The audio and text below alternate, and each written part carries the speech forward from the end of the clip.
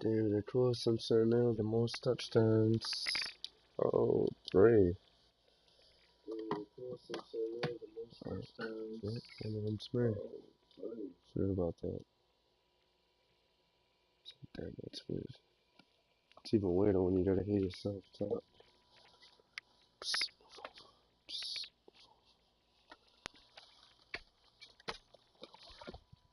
Come on, move. Go sit on a chair.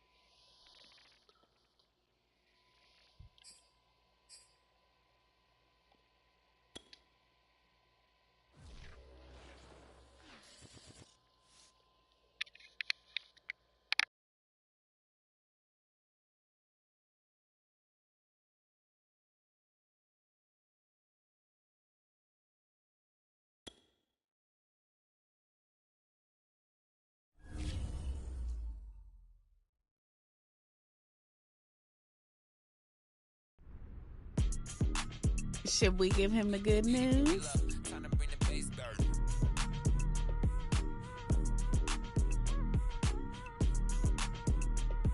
Oh, it's definitely time to give him the good news.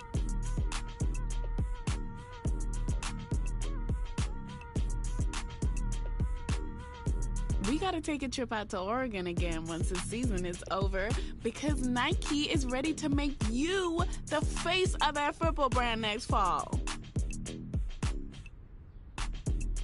Hey, we talking commercial shoot, billboards, signature shoes, the whole thing, bruh.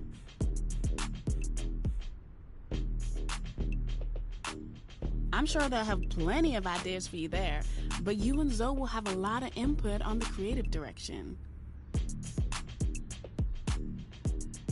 Yo, you officially made it now. And you just getting started.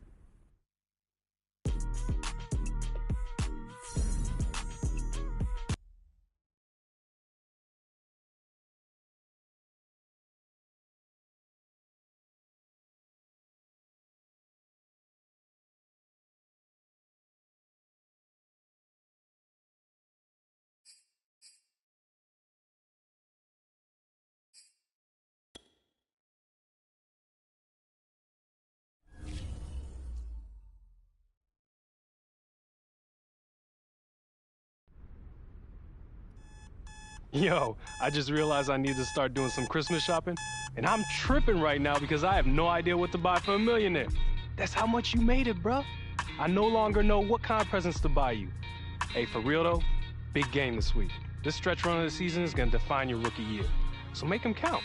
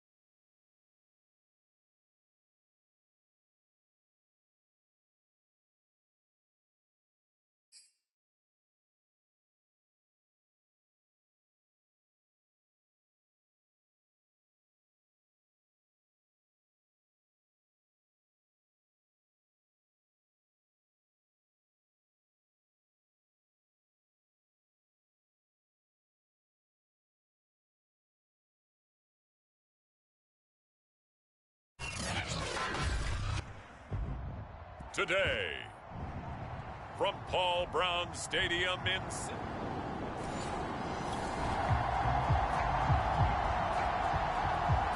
So the football will be at the 25-yard line as this offense gets set to take over.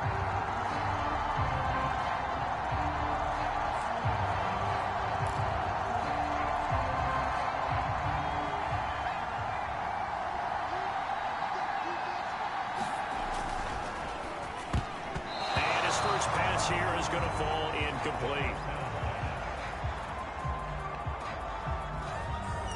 Deebo Samuel was the intended receiver. That'll bring up second down.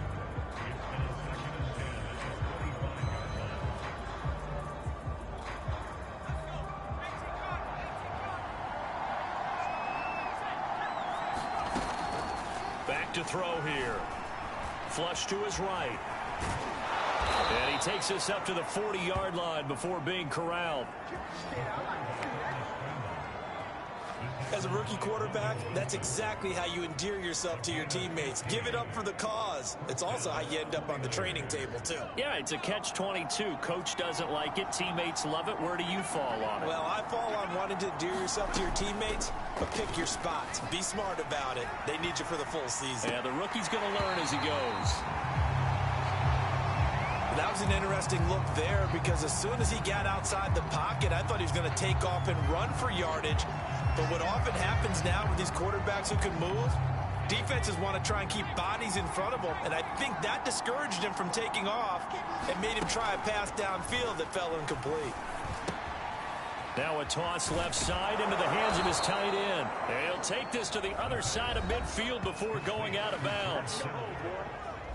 In last week's game for Kittle, there are the numbers. Well north of 100 yards receiving. He was hard to stop. The only thing they did well defensively, they didn't allow him to get in the end zone. And that's small comfort for them because he actually carved them up. I love his versatility. I love his route running. Ran the entire route tree. They hit him on deep shots, quick hitters, balls over the middle, balls to the sideline. He was everywhere. I think that's how this defense is going to need to play these tight ends. Again, get right up on them and stay physical. And that paid off on that play, helping force that incompletion. Again, he'll drop to throw. Man open, that's Deebo Samuel. And he's got another first down as the tackle's going to be made at the Bengals' 32-yard line.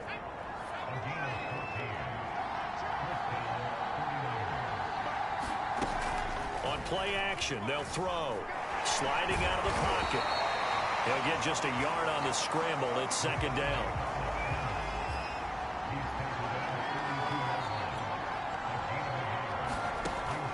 They'll look to throw. And that'll be incomplete. Took a pretty good shot as he tried to pull that one in. Couldn't hang on, third down. And he's only hit on 2 of his first 6 passes. Time for a quick quarterback regroup here with a big third down coming up.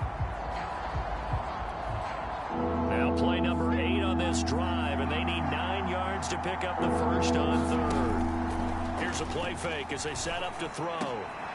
That's pulled in, the veteran Carter Landry. And he is going to have a 49ers first down as they're able to get the third down conversion. Now this is turning into something of a comeback season for Carter Landry, Charles. He's been, I think, a much bigger part of this offense than a lot of people expected. He has said that being around this club has re-energized him, and he's really accepted his role as being the elder statesman of the team, the mentor to some of these guys. They call him Gramps, and it's a term of affection when they say it to him. Solid catch there for a man who's been so brilliant this year. We're pointing out, as we were talking about earlier, there has never in the 60-year history of the award been a pass catcher, tight end or wide receiver that has taken home the MVP trophy. And the best Who do you think is gonna be the QB for the Dolphins this year? Oh man, the Dolphins don't win anyway. Raheem Mostert with a lucky number 13 touchdowns now. You don't have to worry about that. They're not going anywhere. Even the Dolphins aren't worried about who their quarterback is. No, I'm just fine. That can't be a real account, man. Is that a real account?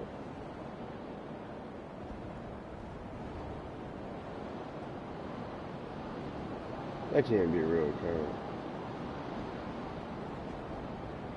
I am very real. Oh, alright, yeah, October 8th, 2021. I was like, alright.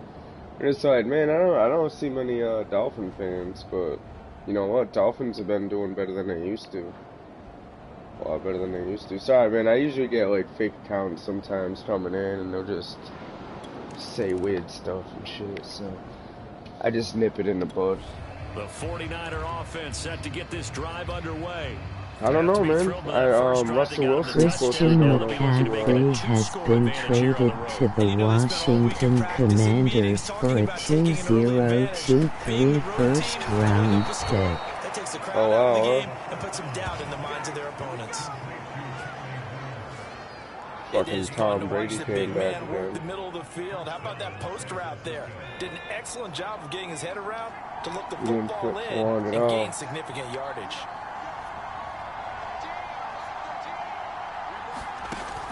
Now a play fake here on first down. That's complete to the tight end Werner. A good rally to the football keeps him to only So who do you think is gonna be the QB for the Dolphins? I don't know, man. Who do you think? I don't know, man. After once, on EA Sports. Can't really tell. The season hasn't even started. The season just ended. Still a lot of trading work to do.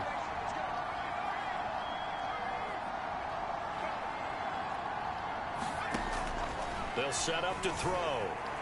Buying time to his left. I don't know. That's why I am asking you. I am taking a poll. Down, they'll need to get it to the 36 to pick up the first. Yeah, I have no clue, man. The play action fake. They'll look to throw. He'll buy some time right.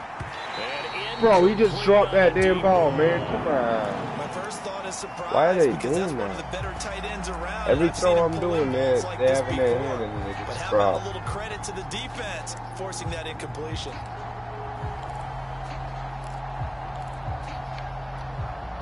And a tough ask here. They're going to go for it on 4th down and 9. They'll set up a throw. They'll roll him out right. And he gives himself up, but not before he gets the conversion. Well, Charles, in the past, a lot of people called this offense one-dimensional. I think you did. Well, I think it was you. I'll be honest, I did. I think the fan base is hoping with this young rookie that they can put some wrinkles in this offense like we just saw. I think you're exactly right because we did have that discussion. Ooh, we finally caught it in traffic. They needed to broaden. Damn, And they have done there you it go, here. Samuel. Look at what he's bringing to their offense. And now, as a defensive coordinator, you've got some extra work to do to prepare for him and their offense. So not quite a 1st and goal. It's 1st and 10 from the 10. Looking to throw. Steps away. Oh, yeah, I ran right into him. I'm glad I let that go. They certainly did a nice job improvising there, extending the play, hoping would've someone been messed would come up. open downfield, but they never did. After the incomplete pass, here now is 2nd and 10. They'll look to throw. Rolling to his right. And he's got it. 9 yards, not quite enough, and they'll be left now with 3rd and 1. What? That would be a Look how cool touchdown. about the gain there on 2nd down. That was a positive play because that was a take-what-you-can-get situation. Got out to the tight end. Now it gives them a much better opportunity to convert on 3rd down. This will be play number 8 here on the drive. It's 3rd and a yard. Back to throw again. And he hauls it in the end zone. Touchdown, San Francisco. Raheem Mostert. He scored on the ground and through the air. And the 49ers add on to their lead.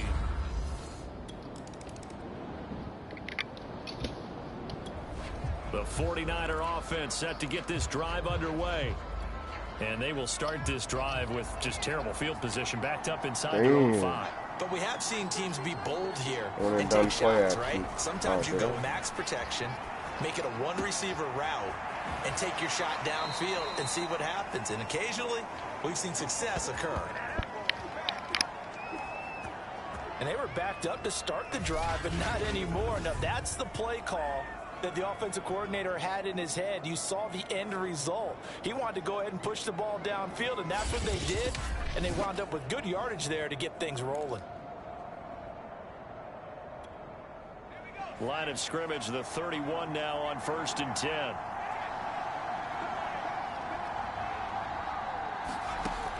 Now back to throw.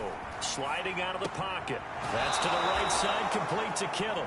And he's going to be out up around the 45-yard line. And that's a nice throw right there. And I'll tell you what I've seen in recent times and actually watched a presentation in the offseason from a college offensive coordinator. Showed about 10 different drills that he runs with his quarterbacks to show them how to get out of the pocket, how to get comfortable when they're doing so, and to make plays under that type of duress. That's an example of what we're seeing the colleges deliver to the NFL.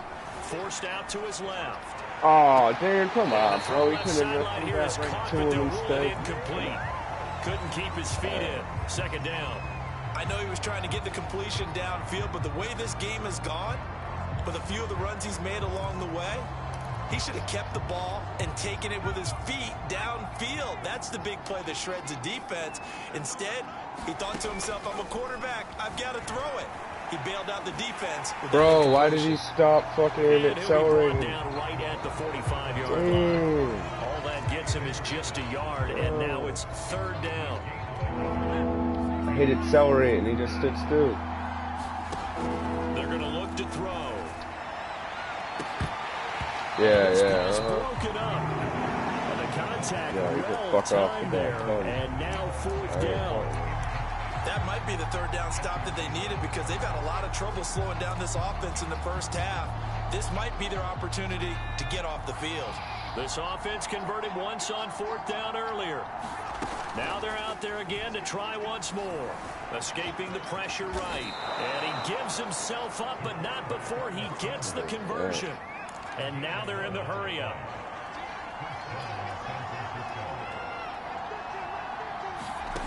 They'll look to throw here on 1st down. Now on the run. He'll throw it back deep over the middle. Damn, Kittle. That nearly intercepted. Well, the free safety roaming into position almost had it, but it's 2nd down. He certainly had a good game throwing the ball so far, but I think he was trying to take that from good to great with that throw, trying to get one downfield. Off the play fake, he'll look to throw. Going deep here for Landry. Damn, yo, he got that. That was a horrible throw. That was all me. That's all my fault. Damn. He's had a fantastic Get a little too excited, man. Yeah, you gotta let it fly sometimes. You can't Well, we gotta give not him throw the one, ball. don't we? I mean, with the year he's having, a lot easier for he and his teammates to accept that throw. Don't throw the ball, you don't get a touchdown. What they've seen, You don't get a touchdown, the stats don't go The up. Bengals going to take over late in this first half. And with him down 2 scores, you wonder if they might try and put something together.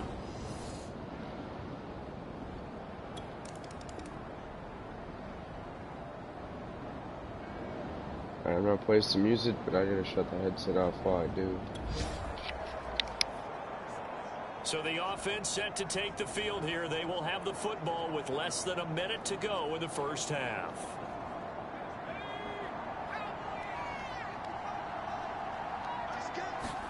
Trying to shake off the interception. He'll look to throw. And that is incomplete. He couldn't hold on through the contact. Brings up 2nd down.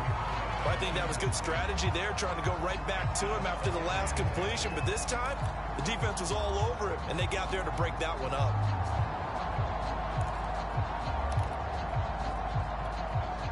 Second and 10.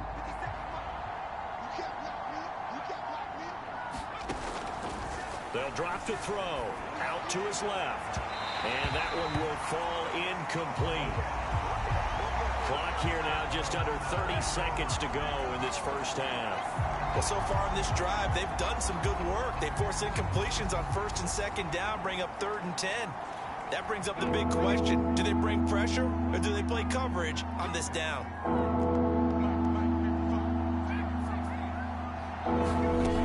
On 3rd down, he'll drop to throw.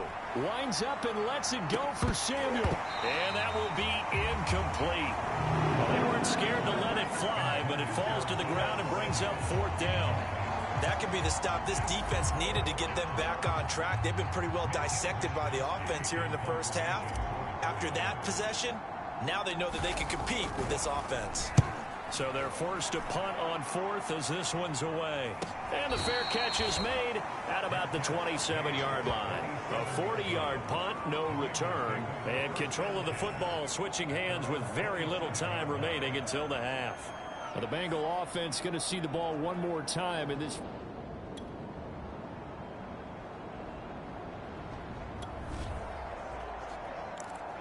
So now this offense will take over, and they will have the football at their own 20-yard line.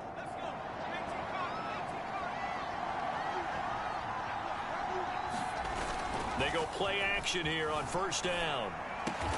The tight end Kittle has it on the left side. And he's going to get this one across the 30-yard line. And now we get into the psychology of the whole thing, because a lot of teams with a 2-score lead in the third quarter, they almost become defensive with their offense, just playing not to lose. I think with this team, you got to figure at this point, this is a great spot for them to go into attack mode, really try and put the hammer down and finish this one off. Here's 2nd and 10.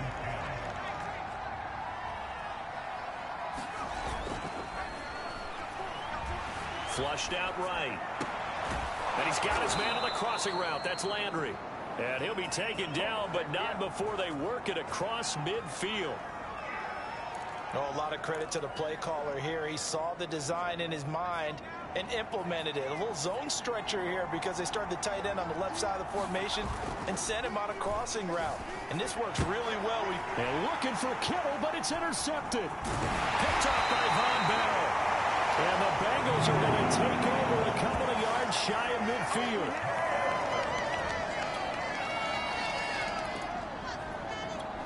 The 49er offense set to get this drive underway. And there are parts of their last drive they'd like to emulate. And, of course, they'd like to forget the ending, the interception. But they did put together, Charles, a nice sustained drive to get him down the field. Yeah, and unfortunately for them, the only thing that matters is part 2, right? Because once they threw the interception and finished off the drive, that does them no good to go back and say, well, you know, we had a good one going. Finish things off. That's the only way you can get it done. The one with a dime look on defense, 2 extra defensive backs on the field and covered up essentially every blade of grass. That allowed them to disrupt the play.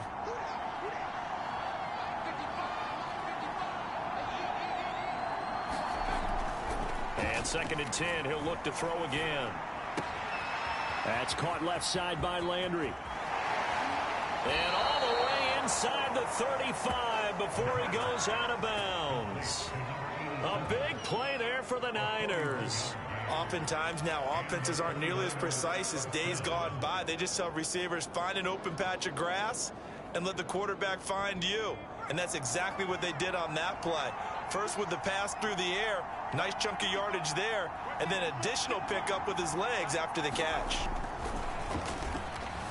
He'll buy some time right. And he'll protect himself at the end here as he winds up getting pretty decent yardage. The improv on the scramble there gets him 6, and it'll be 2nd down. Well, he's proven real effective running the football. No one open, don't force it. Just get what you can, and that's what he's done very well in this game. 2nd down and 4.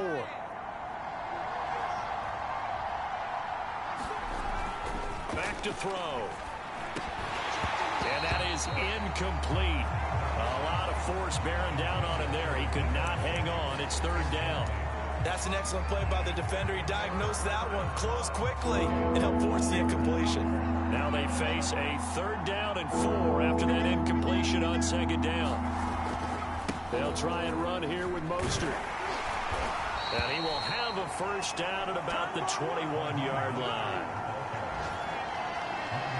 In the first half, he was held in check on the ground, but despite that lack of production, they still have the lead. And they've got to feel fortunate about that. If they could actually get production from their lead horse, that would help open up this offense and widen this margin, too. That's caught by Deebo Samuel.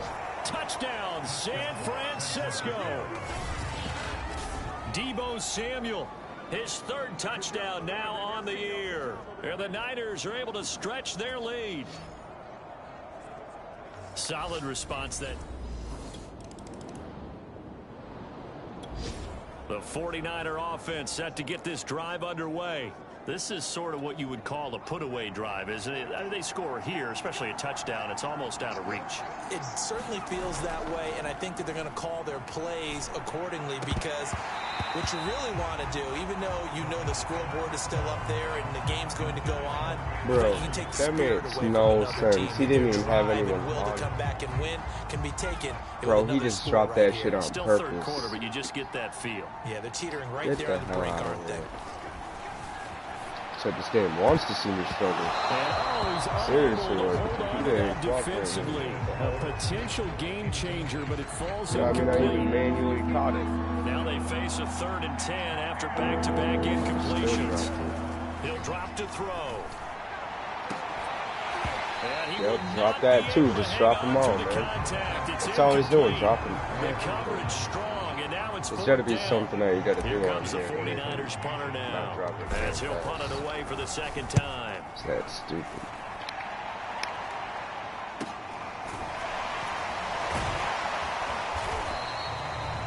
It's a 45-yard punt and 8 on.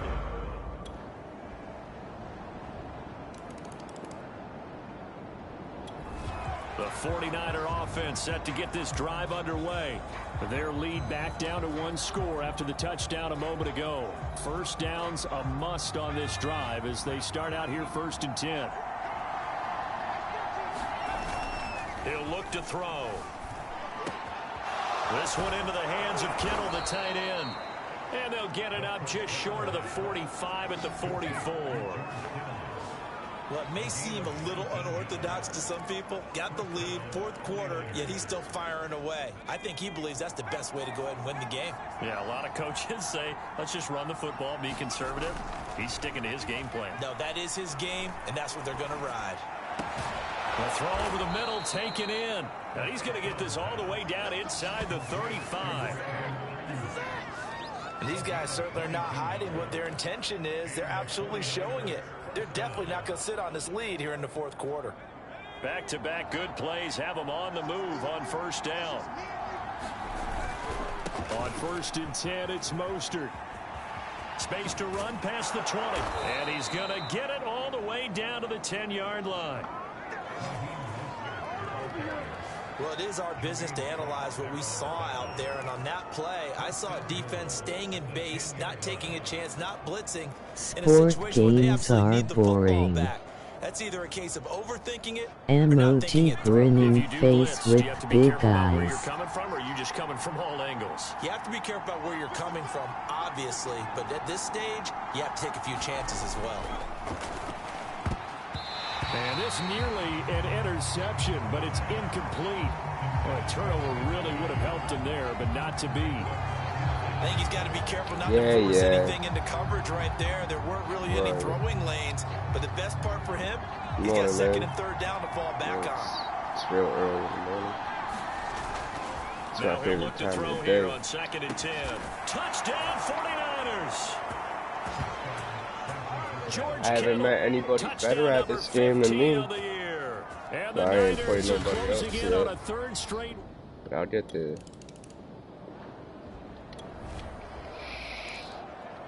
Well, their defense did the job. They got the turnover on downs. Now what can the offense do as they take possession?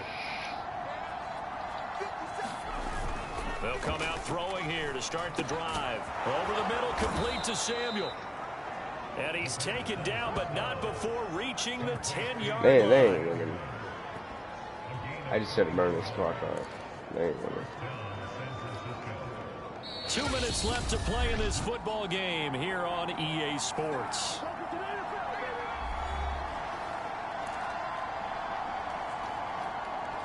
So it's 49er football here as we get you reset. And no doubt what they're looking to do is just salt away the final couple of minutes and escape with a win. And now right out of the 2-minute break, we'll get a timeout used defensively with 1:56 to go. The last run got a couple here, 2nd and 8. Once again, it's Mostert. No, don't. And now with 1:52 to go, we thought get he ran in the end zone. I was action. trying to say, Timeout oh, here man. defensively. I'd rather turn the ball A good over chance right now to here. put this game on ice. This is 1st and goal. They'll run with Mostert. And this will result in him losing yardage. Back to the 3. Now the Bengals going to signal for their 3rd and final timeout as they'll talk things over prior to this upcoming 2nd down play.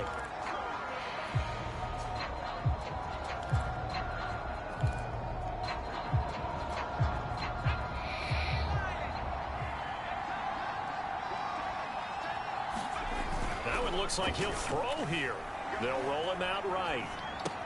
Touchdown! That's caught. Deebo Samuel with his 2nd touchdown of the game, 4th of the year. And the 49ers are closing in on win number 10 as they extend this 4th quarter lead.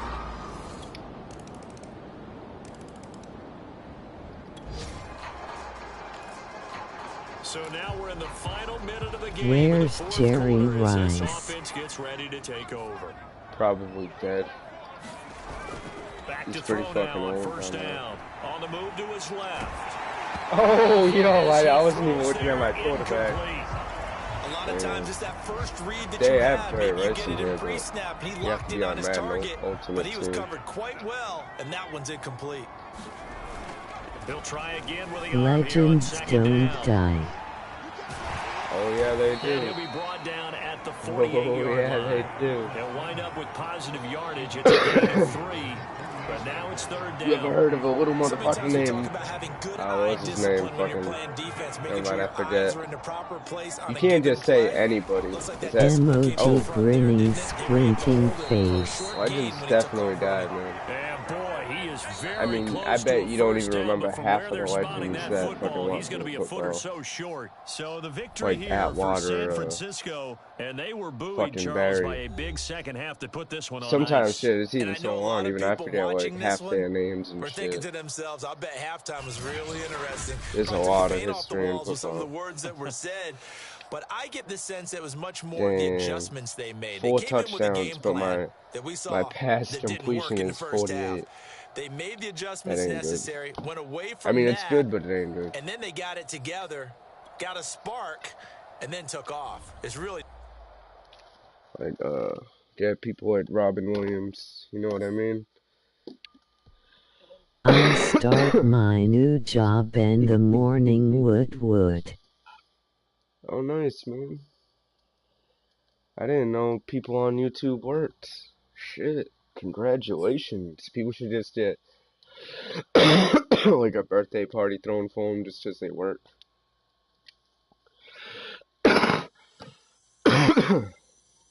This fucking vape cot hits. LOL. It's rough. I mean, it's hard to find anyone that works on YouTube anymore. So like people can't have the same mindset because we're all different people. Some people like to work. Well, I mean, have to also, but I mean, your life would just be boring if you just sat down and took handouts all the time. It was amazing. I mean, unless you're old or, you know, like you're missing a leg, you know, something like that. I'd say you're able to work, But get this, you know. the final shot, they reserve it for the rookie QB from San Francisco as he puts on his 49ers helmet and just stares a hole through the camera. And I'm talking a serious...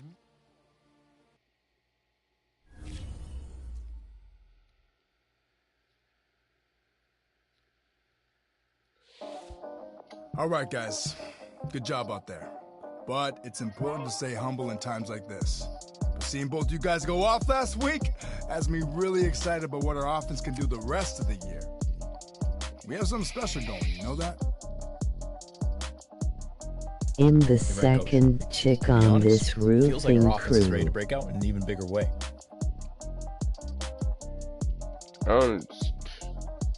I think I done kicked most of the people out of here. I mean, not for, you know, keep just playing the for way you did last week and the the rest right of the reasons, offense. really.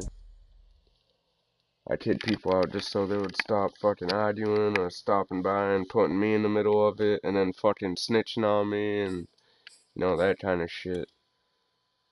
Like, 'cause that's how YouTube is, you know what I mean? They'll stop buying a fake account and talk about someone, then they'll go on their real account and then fucking record it and send it to the person, you know?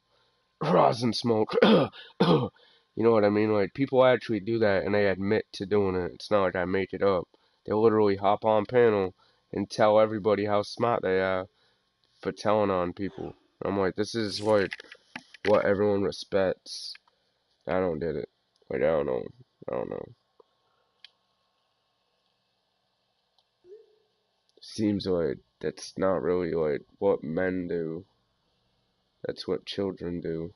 So, I mean, that's why I don't mix well with some people. And then that other dude the other day, I was like, man, I don't know why Paper got all mad. I didn't even do anything to him.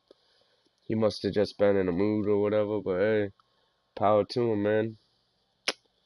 I wish him well. I won't be bad by then no more. Same with Melty Head. Same thing, he's a cool dude, but I mean, once they do something weird or start acting extra for a reason, like, he did the same thing that Melty Head did. Melty Head begged people for someone to go on a panel. I hop up on a panel. 1 minute later, a girl hops up on the panel. He kicks me off and says, "Oh, that's enough." He just wanted one-on-one with the girl, like a creep. Now that's the same thing Paper Scratcher did. You know, he seen me. I guess there were 2 girls in there, or whatever, and he didn't want a guy there. He wanted to show off for a female, so he had to kick someone out to look like he was a boss. Because at work, his boss is a girl. Above him at work, a girl is his boss. So I mean, it must feel good when you come home and you can fucking finally tell someone what to do. A cat, someone on YouTube, whoever. You know, I'm guessing that's the mentality behind it, because he can never tell anyone else what to do. That when he gets on YouTube and he sees people try to view his channel, he even starts treating them like trash. No, and I never go by and talk shit to him. Yeah, that shit pissed me off when he did that to you. I don't even, it was like he was just trying to show off. So I mean, I totally understand that he wants to show off. I mean, but I'm not down with it. I'm not gonna go back and have him show off again and kick me out again. Dude, I go by like almost, I was going by like every live stream, you know, to support him. Like one of the only people. And when I don't stop by, I'll stop by and be like, alright, well, he lets these people say all this bullshit about me in his chat. So I'm not gonna go by and talk in his chat. So I'll go by his chat. He'll have one person viewing me and no one talking for a half hour. And then he stops the live stream. I'm like, you know why no one talks for that half hour or whatever? It's probably because, like me, you kicked them all out. Except I had more of a reason to kick people out. People are actually like causing real shit. You know what I mean? Like, I don't want to be tied up in that whole 420 bullshit that's going on right now. You know, everybody passing around each other's pictures of their houses and shit. And I know you must have seen part of it, but that shit's crazy. That's why I don't want to be a part of it, you know what I mean? Dude's like, oh, dots and everybody, like, do what you gotta do, man. I'm not in your group. Can't dots me. But it's just an example of why I don't want to be a part of that older group. That's not Paper's group, I'm just saying in general, like, people online, so weird. In real life, people act like that. Give everyone credit for this one. It's just so weird how people act online, key guys are how out, they the next man steps up and plays well, but that starts with the organization itself, all the way through. I guess it's, no excuses for guys being out. It's a form of picking the human brain, Dude, why didn't it catch that? This team knows how to work through things. There is something to a game plan with trying to keep a defense honest. With a guy with that type of speed, you do so. Send him deep. Try and throw some air on. Hey, I mean, I tried to stop by and support, man. He said, don't stop by support. So, hey, I'm not going to stop by support anymore. I found another channel I've been hanging out over at AAP. And AAP is very supportive of other members. tries to get everyone to get more subscribers. He's a growing channel. You know what I mean? But honestly, the way he's treated me versus the rest of the community, or whatever you would call it, is like night and day. Bro, literally like night and day. Like, to be a part of the community, you don't have to treat people like trash or bully someone. You know what I mean? Like, that's what these guys go around telling everybody. Like, if you want to be a part of my group, you gotta bully this person and me. And that shit goes on day after day. I ain't, yo, if I fucking argue with someone, it's on my own terms. Ain't no grown man telling me I have to fight off another grown man for them. Fuck out of here. Completes it to the tight end. I mean, that's what you do for your children. You don't do that for other grown men. 4-yard pickup leaves them with 3rd and 1. Brandon, perfect defense in this situation would have meant that there was an incompletion. They would have picked it off. Okay, so they gave up the completion.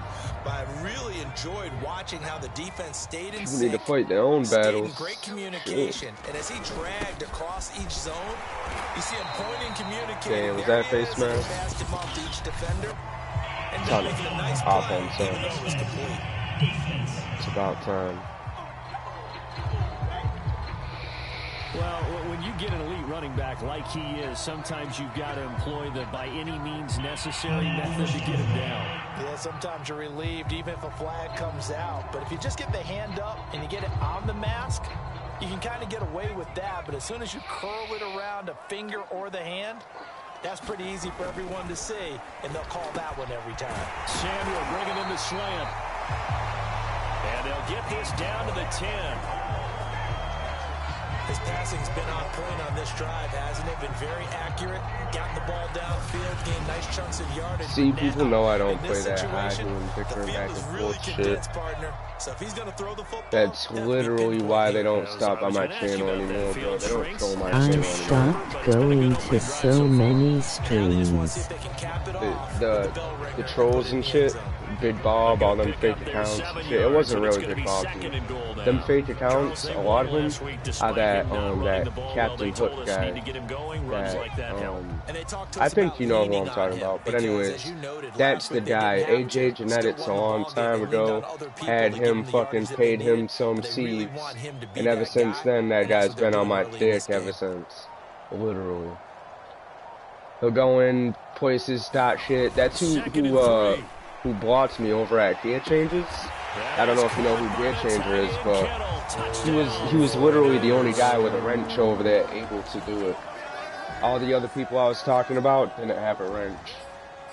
He went over there, he fucking, you know what's weird is I was hanging at Gear Changers for like a month, and then all of a sudden I got blocked overnight, and then there was a fake Budsville in there. And sub to Gear, I rarely go in there. It was weird because right after I got blocked and hidden on there from Smokescreen TV, he's the only one with a wrench. Gear Change is fucking old, dude. He doesn't even know how to do that shit. He doesn't know how to fucking get rid of people, unhide them, and all that shit. They play games with his head over there. So fucking Smokescreen went over, hid me on the channel, made a fake Budsville account, goes in there and talks shit to them. They all say, oh yeah, that's Budsville. I go in there fucking visit like the other day. They're like, oh yeah, that fake account's Budsville. I'm like, yep, they're back up to it over here now. It's always the same people. And those are Gorilla Grows people. It's always the same group. You know what I mean? That's why I'm like, I don't want to be a part of that group. That little Australian clique. You know, they seem real cool at first until they start stabbing you in the back. You know what I mean? Like, Gear Change, oh, brother, I would never turn my back on a brother. I go over to Gorilla Grows, he's talking shit all about me. Yo, I go to Gear Change's channel and I was hidden, right? All of a sudden. And then, so, I say something to Gear Change, I was like, yo, my account's hidden, bro. You gotta unhide my first account. Your boy hid it. So he goes over to Gorilla Grow and starts talking shit about me with Gorilla Grow, saying I went over there crying that my account was hidden. Like, bro, what the fuck? You smoking crack, dude? Who is crying? Talking to you is crying? So, like, dude, you know what? That guy's got, like, 6 more years to live anyways. Let him live on. Fuck it. It ain't worth arguing about. I'll be here when the smoke clears. They were good last time out with a touchdown drive. But that's who gets the dude. Every channel that's had people hitting on their channel like that, Smokescreen TV has had a wrench. Every fucking channel, dude. No lie, literally everybody that's had that problem with blocking random people, Smokescreen's had a wrench, or fake accounts have a wrench. You know, they'll give some fake ass account a fucking wrench. I've done that before, and they block people on my channel. That's literally the only person that's got a beef with me right now. Like, Gorilla Grower, he knows better, dude. He can talk shit all day, but he knows that he can't do nothing. You know what I mean? He says it, he brags and boasts, but, I mean, me and him both know there was a point in time where I was just like, bullying him, and it wasn't even cool. You know what I mean? That's why I stopped. And now he's arguing with the other dude. He's like, oh, Budsville. Like, bro, if you want to keep arguing and crying like a bitch, that's fine, but it ain't me. Yo, just because I called you a bitch like 2 years ago doesn't mean that we're still arguing. You know what I mean? According to them, that's what it means. That we're still arguing because over a year ago. I'm like, dude, grow the fuck up, man. Like I watched the other day, fucking someone was like, yo, hey, have you stopped by there yet? And I was like, no, and I stopped by. I see this dude talking about Hamilton, I was like, oh, alright. You know, he's obsessed, they're both obsessed still with people. And then I hear him like, oh, Budsville. I was like, damn, man, is he really like that upset that I don't hate out in his channel? Honestly, I think that's what it really is. But you know what? You know what's funny? Like 2 weeks ago or whatever, AJ Genetics, Gorilla Grower, a couple Australian dudes, Rosin Smoke, bro, they all sit there, they're all talking shit about Budsville, right? Gorilla Grower, Rosin Smoke, blah blah, oh yeah, fucking Budsville this, Budsville that. A week later, Rosin Smoke's over on Big Bob's panel talking shit about Gorilla Grower. They're fucking rats, bro, that's how they are.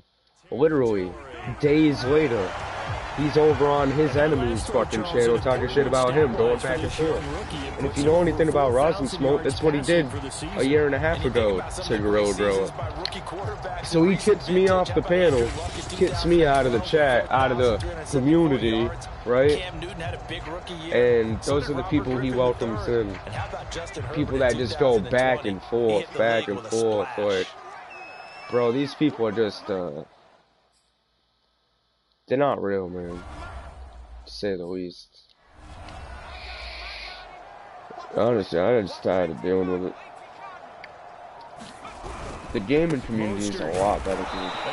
Especially AAP. Like, he's got a little tight community over there. There's a lot of good people in there. Well, I know defensive coordinator is going to be pretty excited about what he just saw there. Great knockback by their front. They need a full-time job. Emoji grinning, squinting face. Yeah, probably like to not talk shit. Cause bro, I never see anyone on there holding down a job. It's like, dude, no disrespect, but even 420 Pro Tent is young enough to get a job. But people like that, they use the government as much as they can. 562 ganja. Bro, yeah, hey. I was a 420 gamer before I started growing. It's how I found the grow community, cause growers would come in my stream. I even know special needs people online on YouTube that are working, that are fully employed. I know special needs people in real life that are fully employed. One of the dishwashers at my job is special needs. He's autistic. I mean, he can fucking go get a job. He works all the fucking time. I feel like people just make up these lies, you know, and expect the government to fucking pick up after them. And then these same people that lie and fucking ruin the country are the same people that talk about fixing their country. Like, I mean, this is the same dude that was fucking, I mean, I guess him calling the cops on his girl and all that was irrelevant. But yo, I also seen that. AJ Genetics was saying that Hamilton called the cops. You know, that's hilarious because AJ Genetics was threatening to call the cops on like 3 people. Even Cookie's Coop. You know that old dude, Cookie Scoop, has been around for a while? AJ even threatened him. And I asked Coop, I was like, yo, what happened? And he was like, yo, if I talk about it, he said he's going to do something to me and I'm in a red state. That's exactly what Cookie Scoop said to me, like a year ago. No, maybe like 7 months ago, technically. Because that wasn't a year ago. It was like 10 months or something. But I asked Cookie Scoop, Coop stopped going by there too. I was like, what happened? And he said that he got threatened and told that he's in a red state. So he said that he can't go and say anything to AJ Genetics because he already threatened him saying, I know you live in a red state. It's not just me, dude. So, I mean, like, and then he goes around saying, I mean, yeah, Hamilton might fucking be a snitch, but still, like, a snitch calling a motherfucker a snitch? And then Gorilla Grower handed out everybody's address for the police to look at? And bro, these people are full-blown snitches. They're not 420.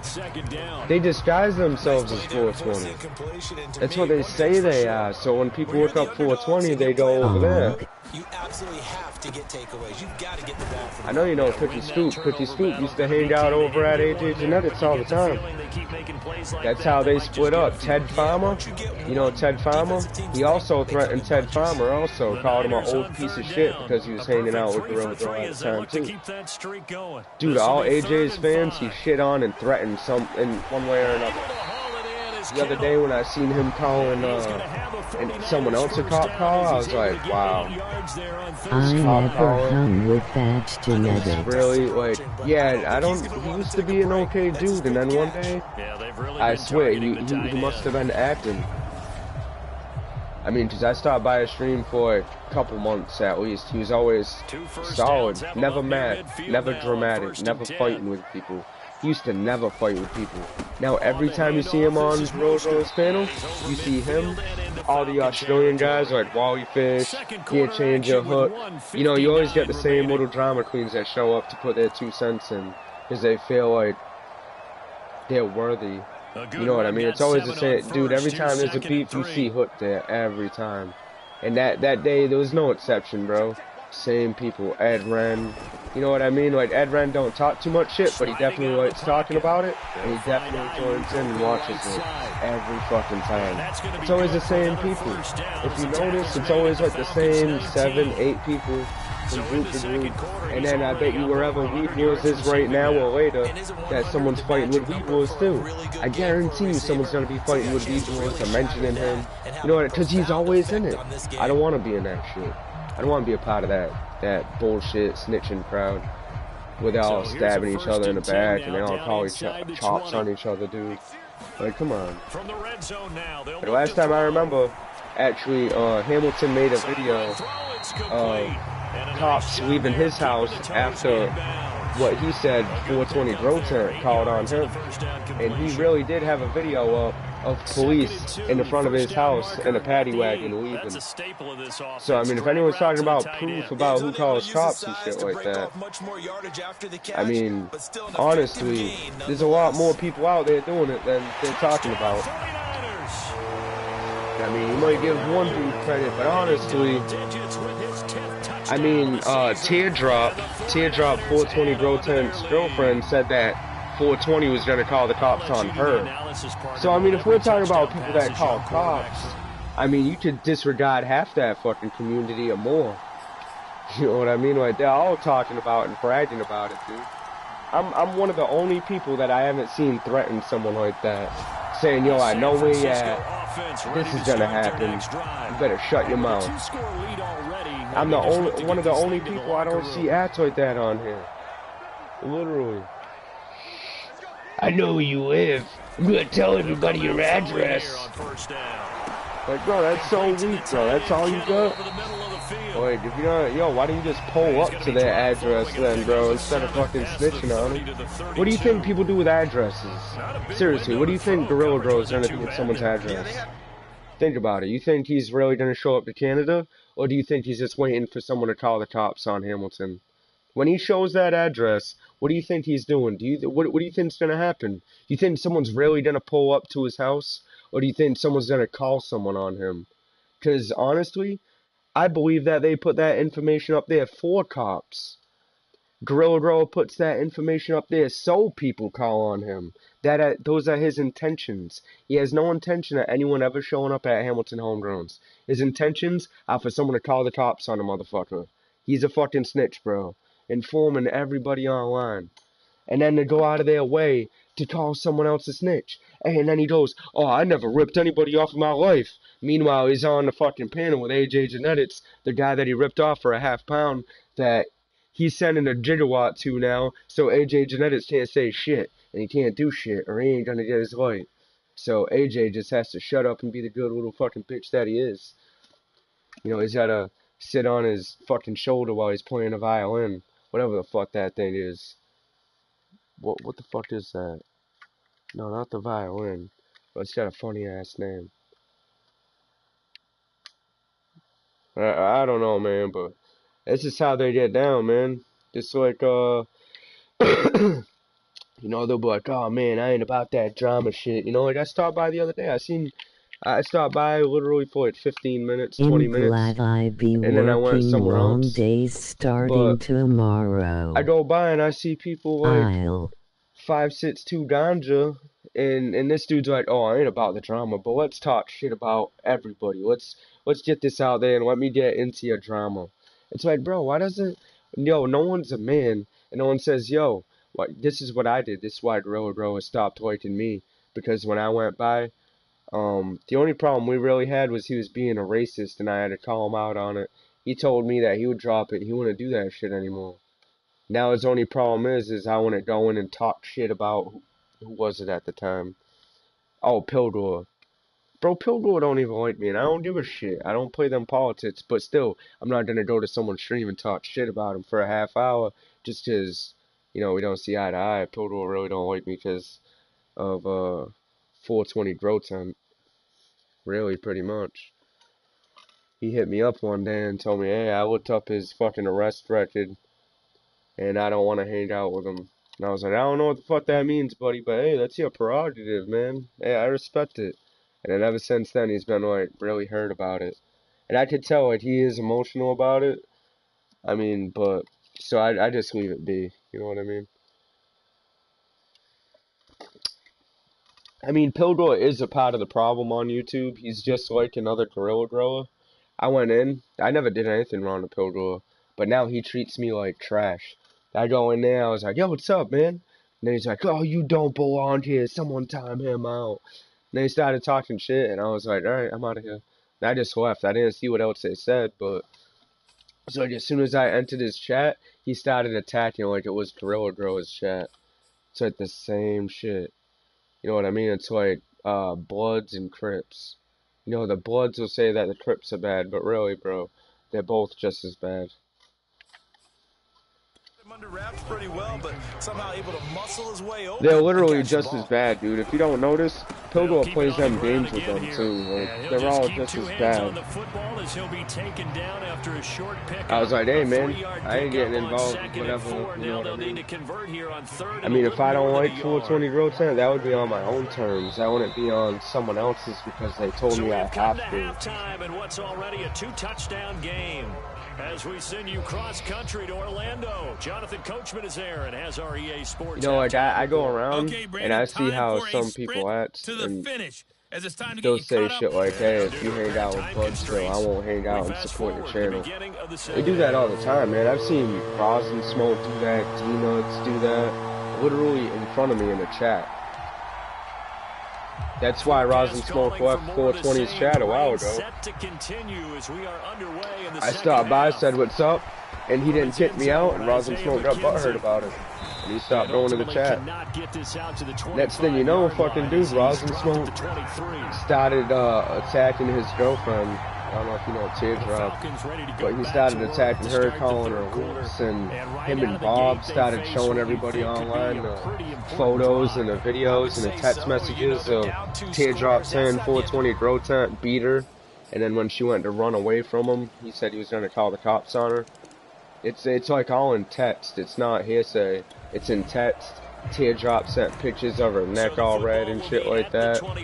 So Big Bob and fucking Rosin Smoke were over there talking about that, bashing on 420 and his girlfriend, saying how who she is and of a horse she is.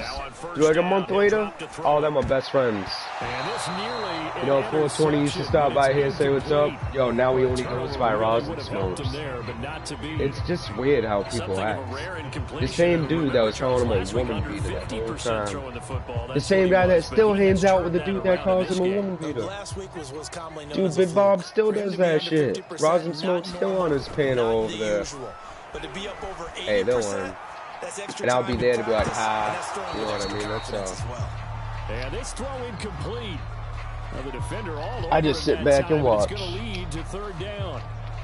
And that's one of those plays where it's hard to keep two eyes on the football when you know the contact's coming, let alone getting two hands around it, hugging it to your body, and absorbing the hit. Even for those big tight ends who you would think can absorb that contact. And it's going to be incomplete. He was able to catch it there on the right sideline, but out of bounds, says the line judge.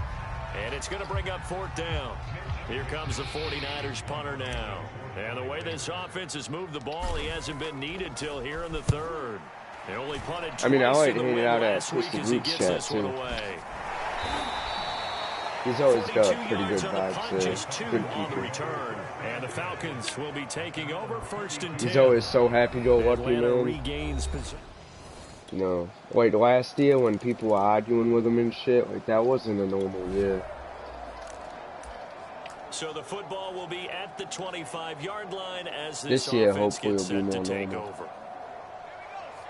Yeah, twisted streams are chill. Yeah, he's mad cool, man. Start on the ground with Mostert. It's like anybody that that see me around in like the community, like you hear I mean, a whole bunch of shit. Like the other day, I've known him nearly 10 years.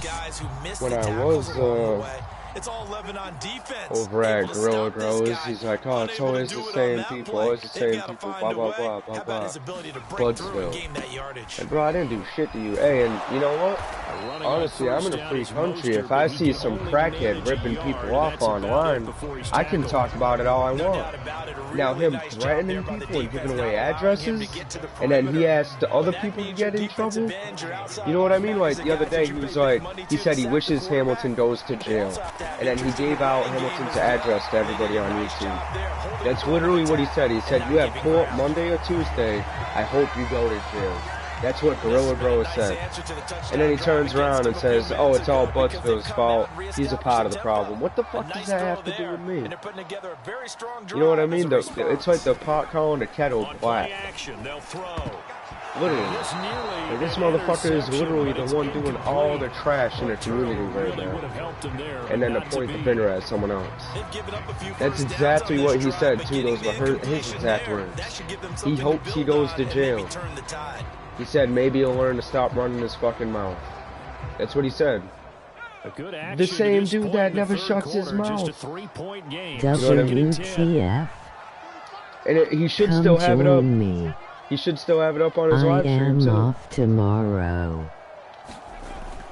But man, who the fuck wishes for someone else to go to jail, bro? And then gives their address to everybody and says, hey, I hope you get sent in. You know what I mean? Like, bro, that's literally, he's doing everything but calling 911. He just did everything besides call 911.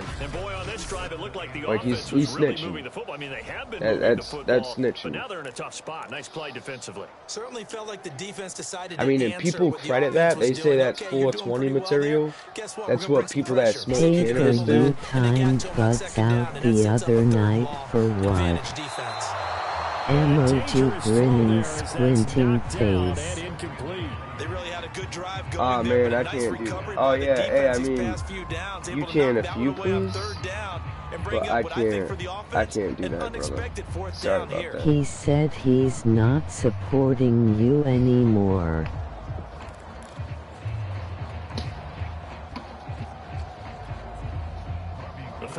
I mean, dude, if I go in and I, like, what if I'm Jewish, and I'm in there saying, I said, did you say Jewish? I got kicked out for mentioning Jewish people. That's what upset me. It wasn't that anyone was making fun of anyone.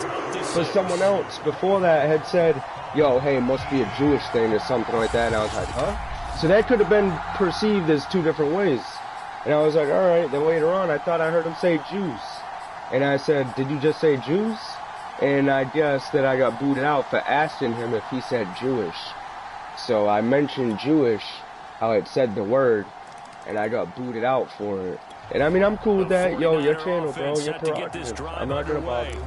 They're holding on right now to that. I'll still support you from a distance, bro. I wouldn't talk trash about you. I think you're a cool dude.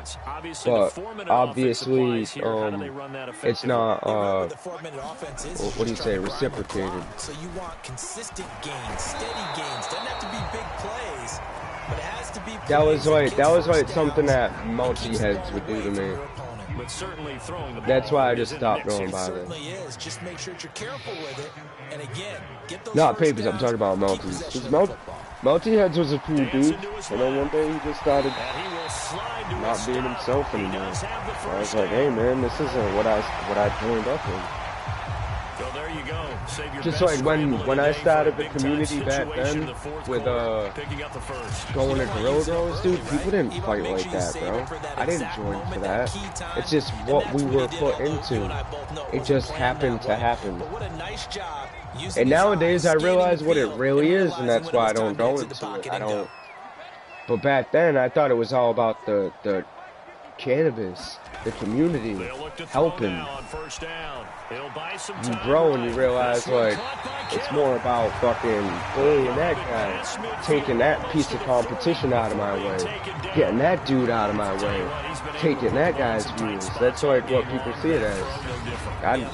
Views don't mean shit to me, man. Honestly, I like stopping by channels and supporting them more than I do this right here where people stop by my channel. Yo, like AAP's channel earlier? I was in his channel for like 3-4 hours earlier. I support, that's what I try to do. And he can't find anywhere to go with it, and he goes down. Damn, I got the shit sacked out of me. That's what I try to do, man. You know, I stop by, support channels. If I get thrown out just for talking, I mean, obviously I'm not wanted. So, I mean, I'm not gonna stick around. Bro, I get kids out of places without even being there sometimes. You know, Frosty Bugs? Whatever the fuck that dude's name is. That dude kicked me out without me even being there. And then one day, he was talking about me to someone, and he's like, oh, if you want to know my problem with it, you gotta hit me up in private. I'm like, bro, these fucking people are weird, bro. I ain't hitting you up in private for shit. Don't hit me up in private. No, I don't. On third and long, they'll look to throw. Steps away to his left. And he gets it inside the 35 and just shy of the 30.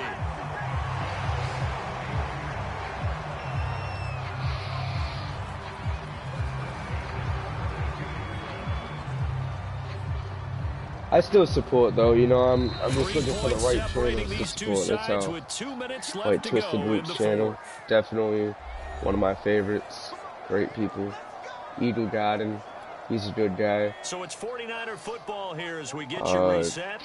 They've got a there's a few, man. They look to try and finish this got that dude's name from earlier, but it was a pretty cool stream that I found earlier. And he's going to get this down near the 20-yard line.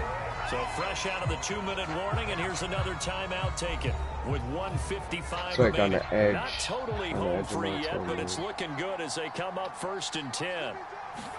But anyways, yo, I ended up finding some dude that was from Brockton in there too and shit. On AAP's channel. Damn, bro, come on. Brockton's dirt fishing or something like that. It's a dude from Brockton, man. Yeah, I haven't met anyone cool from Massachusetts yet, so. The San Francisco offense ready to start their next drive. They're down here in a one-score game. Alright, I'll rephrase that. I haven't met factor, anyone that's as hip as me. It's really not because more modern. You know, Gives everybody them a from chance to run Massachusetts their that I've offense, met to is go through play fucking sequences. And this true. is what they work on every Like, week in practice, usually literally, on a bro. Friday. They go over this type of a situation, late game situation. One dude, What are we like, going to do just living in a when we have the basement. opportunity? They've Other called these dude's plays a like bunch of Norman times. Bates. Now's their chance to execute them. They have the opportunity. The other dude now. goes Here's around the saying he's gonna August fight everybody else. when Chase down believing left. rumors. What? Oh, and that nearly ended it. That should have been intercepted, but he cannot corral it, and that is a lifeline there with third down coming up. I mean, hey, I don't go places to fight, man. I know some people online, they like picking fights, but they can keep that. They head to the line, You know what I facing mean? a third If I'm and not there, 7 eventually following someone the else will. incompletion on second down. Yeah, I was just surprised at like how he didn't bat an eye at anyone else saying Jewish, and then once I mentioned Jewish, I got timed out just for talking about Jewish people. I like Jewish people. I was actually at some point, oh dude, I'm gonna lose this game. I didn't even notice that. At some point, I was thinking like I may swap religions. You know what I mean? So I look highly to Jewish people, and then when I say Jewish people, I mean it's like the guy didn't even like the word. You know, like, it's like if I say something about Catholic or something, like, I don't know, man. I was just confused that he really cared about it that much to time me out, just because I said Jewish. I've never had that happen. I've had Koga time me out for making a kitten joke before. Said, you gotta be kidding me. And Koga was like, oh no, we don't make jokes like that here. And he fucking Even though timed they me didn't out. finish it off, you're exactly right. They took us down to the last play. We're still, you're wondering, could it happen? Possibly, even though we both knew it was a long shot. I mean, I still thought it was funny either way. So for Because I think he Atlanta, was the doing it as a final 3 joke, weeks though. are going to tell the story for them as they move to 9-5 with the win. And they'll return home next week to take on the Detroit Lions. Meanwhile, for San Francisco, this was basically just an exhibition game for them as they'd already clinched home field advantage. And they'll try to rebound. You gotta try to love everybody, though, man. You can't just single groups of people out.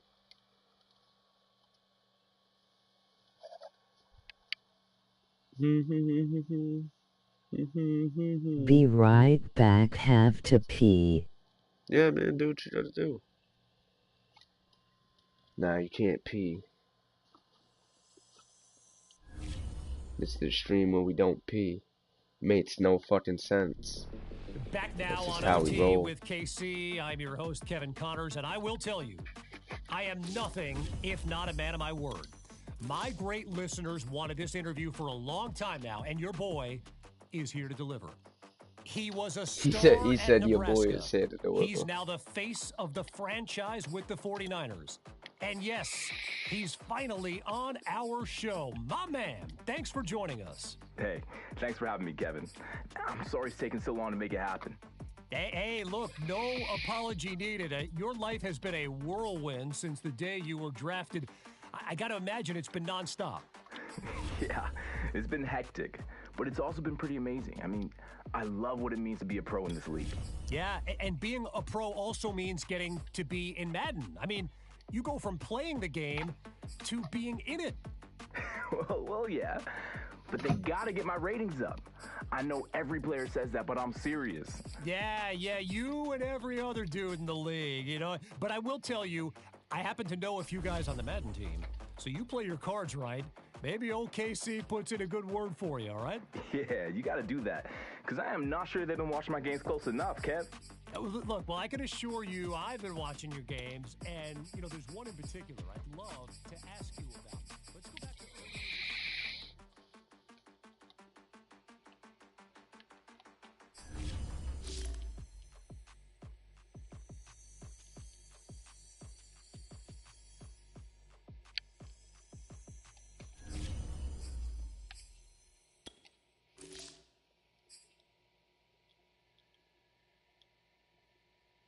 Staying. Trying to fucking fix this. Yo, 1 minute. I gotta fix that because this is gonna keep.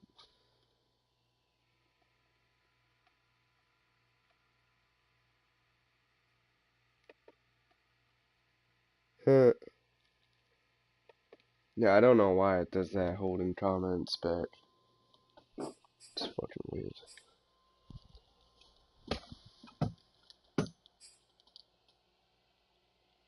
I don't know why it ain't let me pick my damn points. Alright.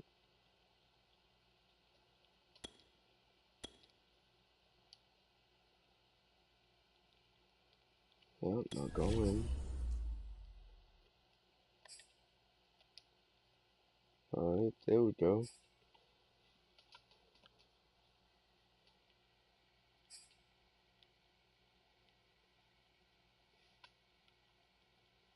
Damn.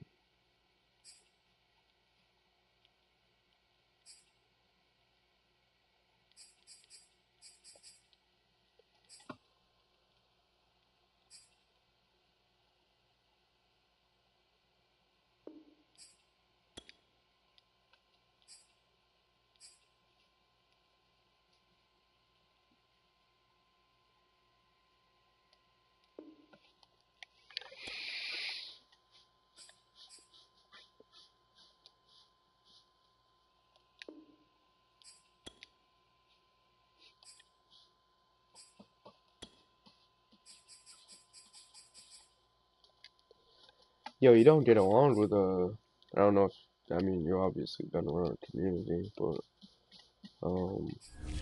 shit, I was showing at AAPs yesterday, man. It's a cool place to hang out. Chill out there, man. I could fucking chill out there. It's just the fighting gets old, you know, wherever you could chill and there ain't them fucking, when they ain't fighting in fake channels all over the place. You know, like, people make no sense, like, I mean, that dude Hook takes my picture, puts it on a fake account, and he fools all these Australian people into thinking it's me. So, like, dude, I don't even use my face on my real channel. But you think I'll make some weird, brand new channel from like 2-3 days ago and put my face on it and talk shit to everybody. I don't know if they're really that dumb or if they push hate that much. You know, there's no way they could be that stupid. You know what I mean? There's no way. They gotta be doing it on purpose. There's no way that stupid. If I used my face, it Are would be on you the front of sure something, it's you know what I mean? Hook? Oh, I'm positive. I know 1,000%. He used to brag about it over at fucking Gorilla Grow's channel over a year ago. Every time I argue with Gorilla Grower, same shit pops off. He hasn't done this in a while. Now that this shit with Gorilla Grow is happening again, same shit all Dang. over again.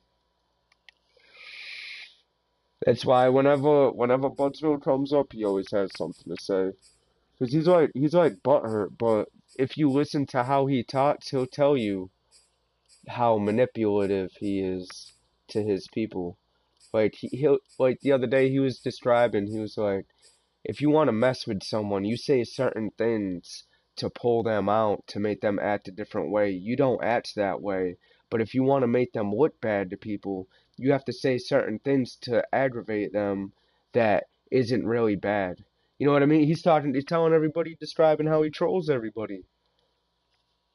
Dude, and he did that 420 Grow Tent back then too. He made a video about it and then deleted it. But that was like months back. Damn. I know for a fact it's him. You can't have him hop up on panel either because you just hear an Australian voice. So what happened with Hook is he got butthurt. He's still super butthurt. But one day he used to stop by here. I actually helped him start his stream up. When Hook had nobody and nothing, I was like where he started here. I started recommending him on my channel, blah blah blah. A few months later, he went and hung out with AJ Genetics, and that was when him and Gorilla were fighting and shit. So I guess when AJ threatened to call the cops on me, he also was like, "Hey, yo, Hook." I don't know what happened, but all of a sudden Hook started bashing me, and then he was throwing critical web.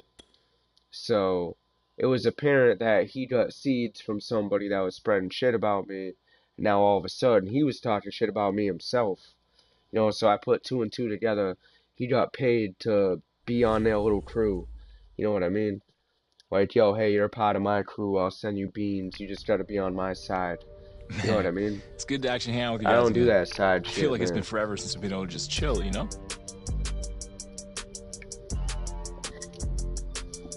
Bro, you see me at least once a week. What are you talking about? Why do you think Pildor and AJ don't get along? I'm talking about Miss Frequent Flyer Miles over here. She's been going. I'm talking about Miss Frequent Flyer Miles over here. AJ coast to might coast, vouch for Gorilla Grow, but what about 9 months ago? Get it, Jay? If rather just buy 'em off Surtsman. Or 8 months ago, you know what I mean? If you didn't give me a Yo, shot, even the people that vouch for these people, at one point, if you didn't give me a shot, did not who vouch knows for where I them. would They be. did the opposite. So they could claim each other's triple Oh, man, are OG you or whatever, serious? but you go back 8 months and you just see exactly what happened. Gorilla Grower says to AJ, right? Oh, I don't make fun of people's 100%. girlfriends. They saw that I was Yo, the brains he behind still your has a video operation. up They just had of to have saying me. that AJ Janette's girlfriend looks like she got hit with a frying pan in the face. You are too much. She got a flat face according to him. She's fucking ugly, got hit with a frying pan on the face. According to Gorilla Grower, yo, but he'll sit right on the panel beside AJ Genetics and say, oh, I don't talk about people's girlfriends. Like, bro, really? Oh, I don't rip people off. Really? Yo, he took a quarter pound from AJ, called him a racist word, kicked him out of his little group, told everybody that he was this and that, and then the other guy called him a racist, took his sponsorship, went to all his fucking higher-ups, snitched on him. You know what I mean? He talks about the dude's wife, now he's on a panel, none of that ever happened. Like, bro, you're fucking fake. You're all like, yo, are they really on that much heroin over there? Bro, he made fun of his wife and ripped him off for money. But on the panel, he'll be telling all the new Australian people like Wally Fish, Dear Changer, oh, I never ripped anybody off, ask anybody. And then if you're like, yo, you ripped me off, you get hidden from the chat. That's what happens. It's manipulation. I mean, you can only believe one side if you only hear one side, right? That's what he does. Like me, for example, you think I'm not hidden in his channel? You think he wants his people hearing what I have to say? Nah, bro, because I have common sense and truth. He don't want any of that. That'll piss him off. He'll be like, oh, I'm riding out to Massachusetts. You go and cry on your shoulder. He's a fucking bitch. Everything you say to him hurts his feelings, and he's gotta get some sort of revenge to get back at everybody. Like, how old is he, bro? And he fucking acts like he's like 13 or something. Or a female. That's what my ex used to do to me. Want payback.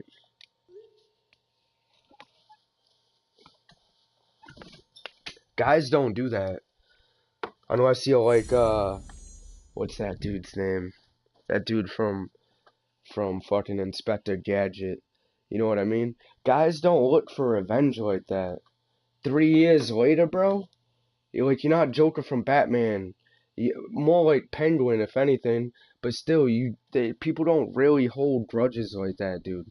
3 years later. Yo, this everything that happens to this dude again. Oh, Budsville's fault. Budsville's fault. Like, bro, I don't even fucking stop by your channel anymore. Maybe like once every 2 weeks when I see that you're giving away people's addresses and shit like a snitch. Bro, other than that, I mean, and that's fucking, yo, he was just hanging out with Rosin Smoke at the time.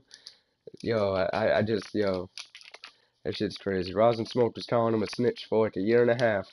Then Rosin Smoke was on his panel talking shit about me. And they were both like, yeah, fuck him. Yo, now Rosin Smoke's over at Big Bob's. And Gorilla Grow's like, yeah, fuck Rosin Smoke. Never cared for him anyways. Oh, really? Because a week and a half ago, you was sucking his dick on the panel. So everyone on his panel, bro, done fucking called him a trash drug addict. He has to take people back to have viewers. Same with Hamilton. Hamilton he kicks people out and then he begs them to come back. And that's how he gets his viewers. He emotionally rails them in. He invests them with his channel. You know what I mean? Like, oh man, yeah, I kicked you out, but you know what? If you can act cool here, man, I do give away. Cheers. It's just all about manipulation. It's too much energy. You gotta not have a job for that, though. It's the people that don't have jobs that do it. It's probably why I opted out, because I got 2 jobs. You know, I got more jobs than 5 of them put together. What's up, man? How's it going, man? Yeah, I do go to Seedsman. I like Seedsman or Grower's Choice. I do Grower's Choice, too. You know what, dude, the giveaways, I mean, they're alright, but dude, I mean, how you gonna do a giveaway and then 2 days later you're mad at someone for mentioning you? You know what I mean? Here's the problem. Gorilla Grower went and gave the picture of his wife's vagina out to the whole internet. Now the whole internet is talking about his wife's fat ass vagina or whatever. I guess that's what they're saying. They're saying that they see a picture and it's a gaping hole and people are making fun of it. And I mean, that's why he's upset. And that's why. What LOL? So why is he putting me in this? I guess when he was down at Stitbuilt with Carousel Bean, when he was living with Stitbuilt, he showed them a porn video, sent her a video of his wife. Face. That's the picture that Gorilla is referring to. That's what he said himself. That Stitbuilt and Carousel Bean have naked pictures of his wife and her fucking vagina and her backside and shit. And they've been showing it around to people on YouTube. And, because Gorilla Bro was talking about taking everyone to court and suing them and calling the cops and shit. You didn't hear about that? Wow, no way, huh? Yeah, when he was staying in Michigan, I guess he sent a couple of people pictures of his wife's vagina. Stitbuilt and Carousel Bean ended up getting their hands on it, and then when they argued, Stitbuilt ended up leaking the picture to half of YouTube or more. So now Hamilton and them over there sit there and talk about how loose Gorilla Grow his fucking wife is. I'm not saying I agree with it. I'm not even a part of it. That's just what's happening. You know what I mean? What's that have to do with me? How is that me starting shit in the community? I'm just saying, all this shit that happens, where do I come in? Like Gorilla Grow says, when did I start any of this? Did I take pictures of his wife and pass them out? I don't know what kind of a shitty ass fucking boyfriend or husband sends pictures of his girlfriend's fucking, to other people. So whose fault is it really? Is it Hamilton's for passing it out? Is it mine's for mentioning it right now? Is it all my fault for talking about it right now? Probably, he would say that. Or is it his fault for taking the picture and sending it to his friends? Huh. You're not really that much of a loyal husband when you're passing out your girlfriend's vagina pics. Especially when she's loose.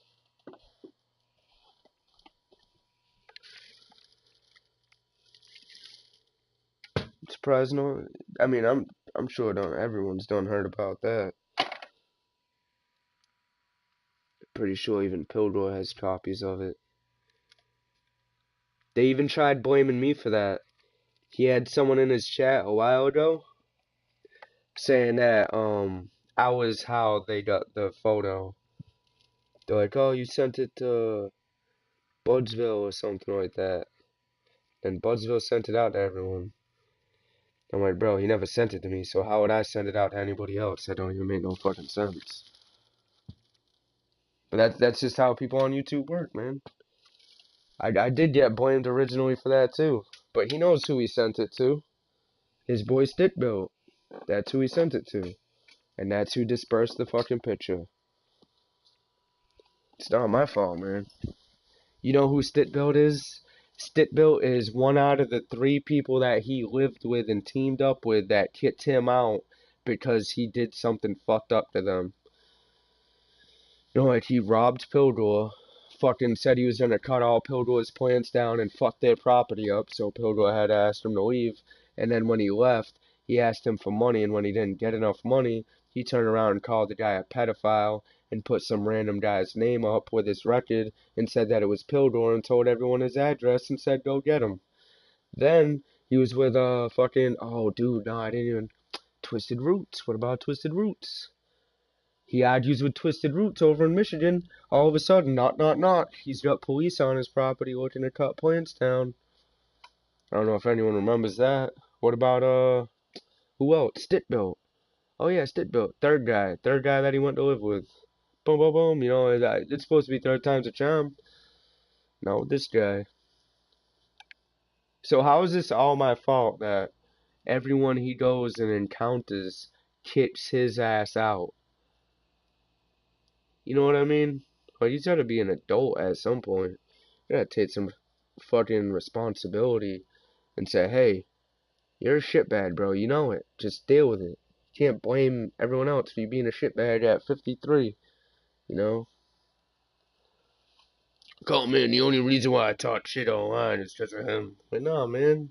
It's just sometimes I'm an asshole.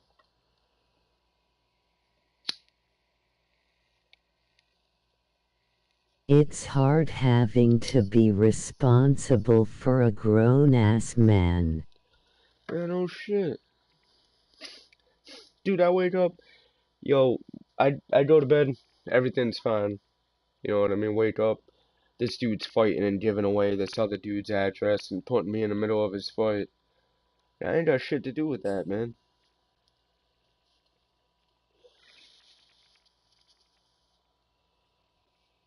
Like the other day, I was there for like 15 minutes or something like that. Just as I seen he was dots and he was giving away people's addresses and shit. I was seeing what started it. You know what I mean? I'm like, there's nothing that warrants something like this. Oh yeah, but with the pictures of his wife and shit, he was saying that his wife was gonna take them to jail. She was gonna press charges and take them to court and sue him. He was like, oh, that's not me, that's my wife. I can't control her. If she snitches, she snitches. He didn't say the snitches part, but that's basically what he was saying. He was like, my wife will call on you. And he said that ain't him, so whatever she does is up to her.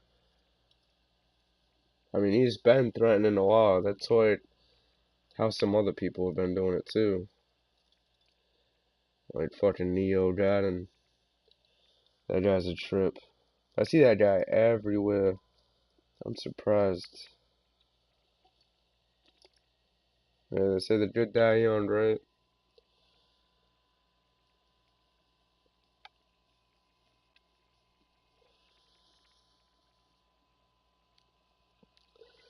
It's just weird because I try to get away from these people.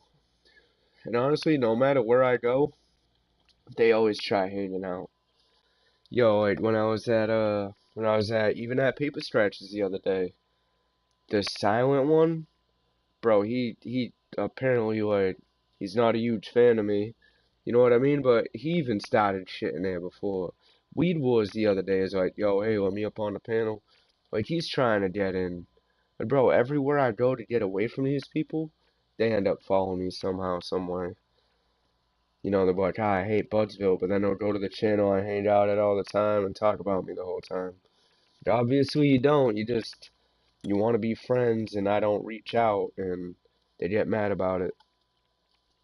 But I think Rosin Smokes already asked me to talk to him to clear things up about 5 times, and I have no interest in even talking with him. So he'll hop up on people's panels and still bash people. You know what I mean? That's what shows me that he hasn't changed. That's why I won't fuck with him with a fake sorry or whatever. Look, shout out Brandon. Look at that, that's hilarious.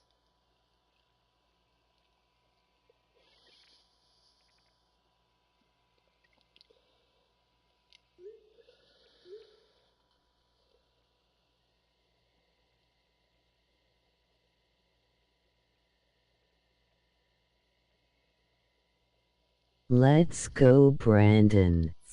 I know, huh? Yo, Paper Stretch told me that someone stopped by his, called him or whatever and screamed, let's go, Brandon. I was like, that's fucked, man. That someone has your number that would do that.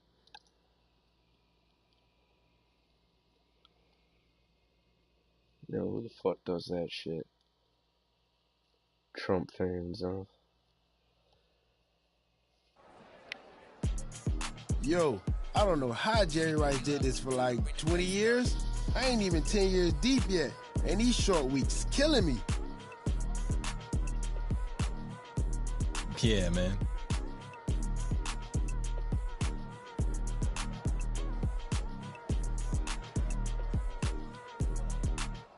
You must be feeling real good, though, since you put the target on the entire team's back, guaranteeing a win? Who you, Joe David? Yeah, what can I say, man? You gotta have faith in the squad.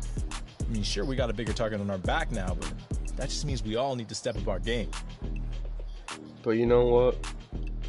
All I know it's is kind of YouTube's fault for allowing all this shit to go down on YouTube. Now you gotta walk the walk before we get to game day. You feel me? No, they don't want people seeing marijuana on YouTube, but they'll let them drop N-words and shit like that. YouTube has a lot of stuff to work on. They should not be allowed to say shit like that in the first place. When it comes to Dotson and shit like that, that shouldn't be allowed on YouTube either. But YouTube lets it fly.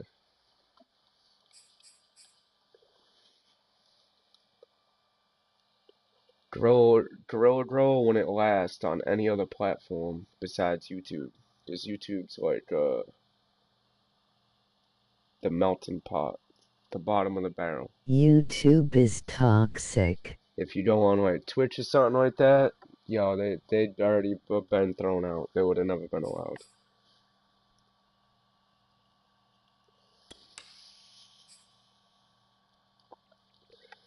Unfortunately, but hopefully, in time, I had to make a little squad that's not toxic like that, and not have that kind of vibe, at least on my live or the places I go to.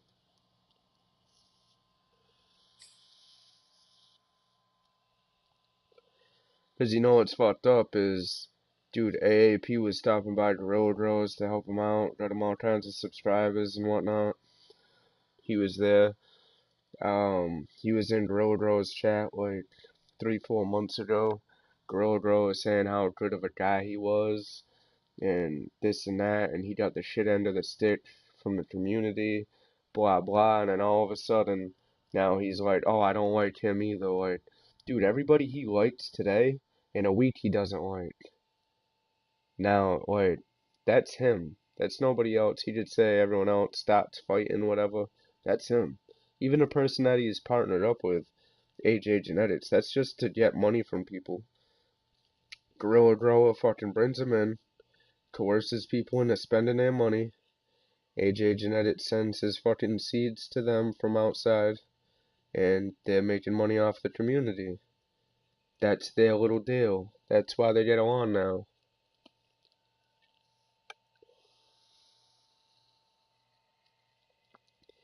It's not because they like each other. It's not that. You know what I mean? Trust me, they fucking hate each other. You think AJ wants to see Gorilla Grow's channel do good? He's over there starting drama, hoping that Gorilla Grow's channel goes down. He's laughing right now at his channel. Because he's losing viewers. Gorilla Grow is losing viewers right now. Loyal viewers, they're leaving. They're fucking bouncing. They see him talking about cops. They see him talk about addresses and blah, blah, blah. They're starting to see the real him. Not the, oh, hey, peace, love, and hair grease, y'all. If you want to know someone, get to know them when they're at their angriest point. Now, whatever they do is usually the lowest they'll go. And if they fuck you over when they're pissed off, or, well, better yet, if they fuck you over on a good day, I can't even imagine what they would do to you for a profit. You know, these people just do it for fun. Never mind if they had an actual gain from it. 2 viewers, 3 viewers.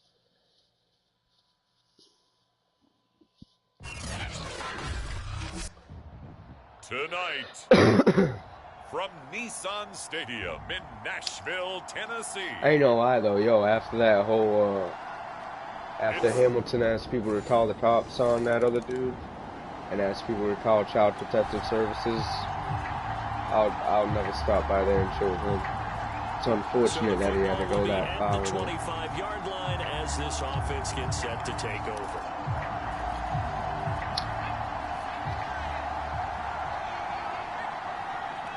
Because even if I don't like the people he was talking shit about, I'll never agree with that. Especially when you know the dude's on, you know, 420 Broten's on state assistance. You know his kids are eating, bro. You know they're not starving. They're on welfare. They got plenty of food, bro. So for someone to sit there and say that he's not feeding his kids or whatever, and then to do this and do that, just because they're lying, I can't back that up. First play of the drive goes the wrong way. Here's 2nd and 12. Here's a play fake as they set up to throw. Looking right sideline, that's complete. And he'll be taken down, but not before they work it across midfield. But when you hit him on the move like that, he's able to get into open field with a full head of steam. Oh, boy, it's going to be tough to get him down. Yeah, there was a big window. They're lucky they did get him down. Looking to throw. Out to his left. And he'll go down, but not before getting this inside the 30. Partner, as a quarterback, sometimes you just got to know when the clock has gone off in your head, it's time to go. Tuck it and get all you can.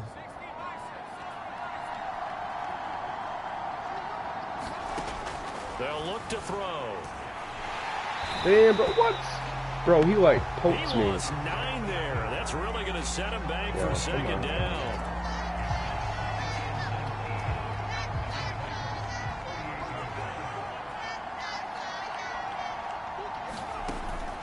They'll set up a throw. Rolling to his right. Throws right side, and that's complete.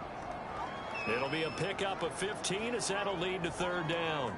It's a nice zone breaker right there. Take the tight end, move him out to the slot, then have him run a corner route versus the zone coverage, which means he's going to be behind the shallow coverage and ahead of the deep coverage. Put the ball right on him. And he will slide to a stop. He does have the 1st down. Containing him is becoming a big problem. We've already seen this yards. once earlier on this drive. Yeah, and so now 2 times this has happened. Do you adjust something? Yeah, I think you do. I think you got to start thinking about your rush lanes. Try not to either get too wide or too narrow. Make sure someone is there waiting for him to take off. After 1, 7-0 on EA Sports. So the ball down to the 16 here for 1st and 10. The play action fake. They'll look to throw. And across the chalk into the end zone. It's a 49er touchdown. A 16-yard touchdown run. And the 49ers are within an extra point of tying this thing up. We saw so much.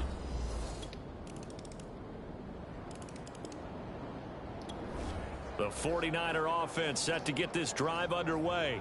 And listen, these Thursday night games, they're tough on the body. You just played on Sunday, 72 hours later. Hey, it's game day again. But I have to think a Thursday night game in September much more preferable than a Thursday nighter in December, no? Oh, there's no doubt about it. You mentioned how tough it is on the body. How about the mind?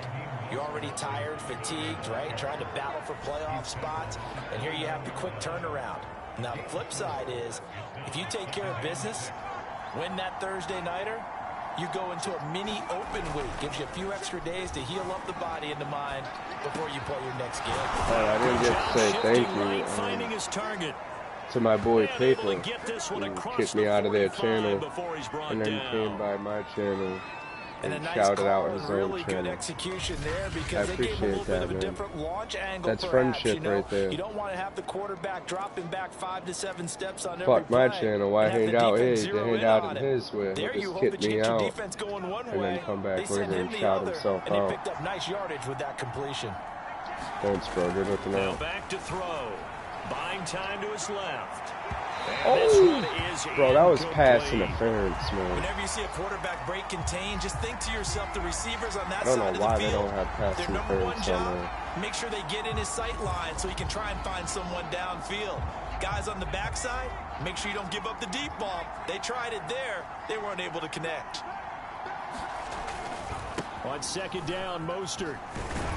He'll get 3 up to midfield.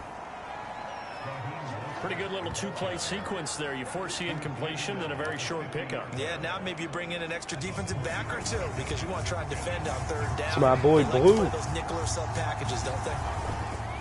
They're going to look to throw. Wide open receiver complete. And he is going to have a Niners first down as they're able to get the third down conversion.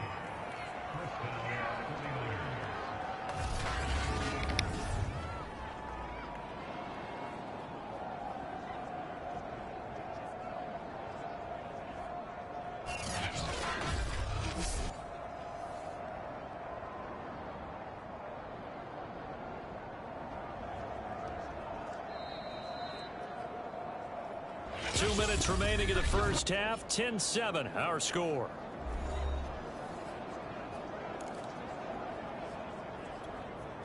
Coming up at the half, a reminder, we go back to Orlando to check in with Jonathan Coachman. He'll have a look back at our first half as well as a look ahead to what's coming up later this weekend. Escaping the pressure right, and he whips that one incomplete there. And there we saw rolling right out of the pocket. Maybe his momentum taking him toward that sideline led him a little too far. Yeah, that is difficult, isn't it? Plus, you're closing down your space, right? You're shortening the field for your receivers. And their inclination is to go towards the sidelines as fast as the quarterback is as well. Hard for them to throttle down to leave themselves with enough room to stay in bounds and catch the ball. The 25-yard line is what they need here. This is third down.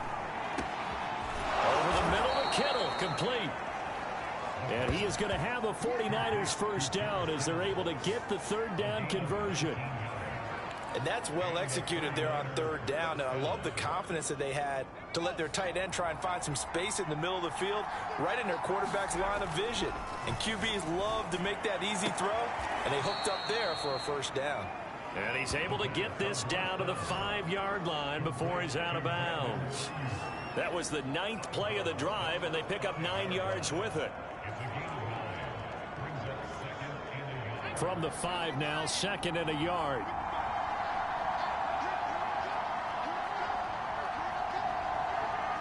Haas lurking, emoji rolling on the floor laughing. And he's going to have to eat this one as down he goes.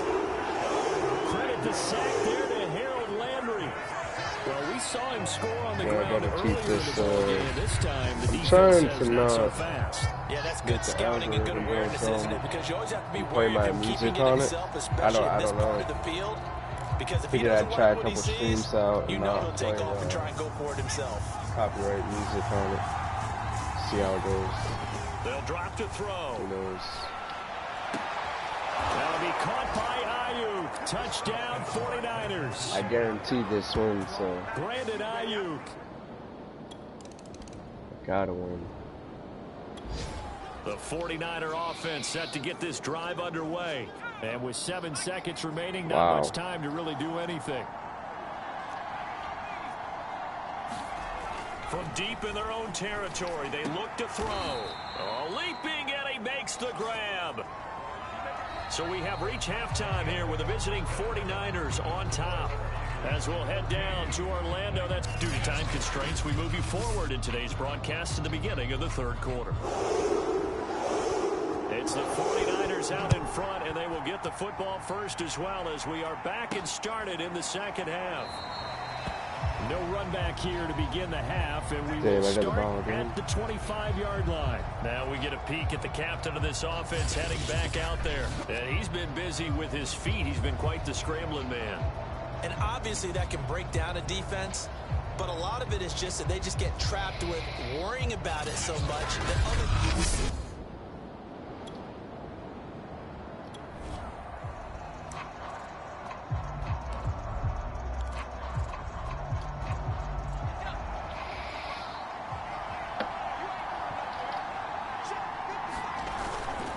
Third quarter starts with a run from Damn, bro. And he'll maneuver his way forward for about 4. 2nd and 6. Well, they're hoping that the second half is better for him than the first half. They've got to find a way to get him going. He's a big part of their offense. The run got 4. Now they deal with a 2nd and 6.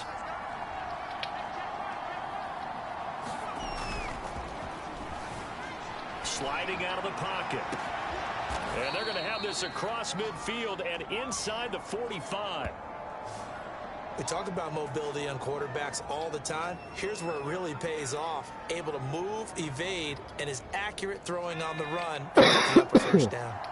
So operating from Tennessee territory now. Here's 1st and 10 at the 44-yard line. Bro. And his throw here's incomplete. That's my receiver's fault. He got stuck up on Receivers something. don't mind high throws so much to the sideline, but do that over the middle to them. And not only the DB's going to throw a little verbal trash their way, when they get back to the huddle, they're going to have a few words to say to their QB, aren't they? Yeah, hung out to dry a little bit there on the high throw. Luckily fell incomplete. And this turns into a nice gain with a slide at the end. Man, defensively, that hurts. They got him out of his rhythm. They had him hemmed in, but somehow he was able to tuck it away and get away for a gain. So they'll come up 1st and 10 now from the 33.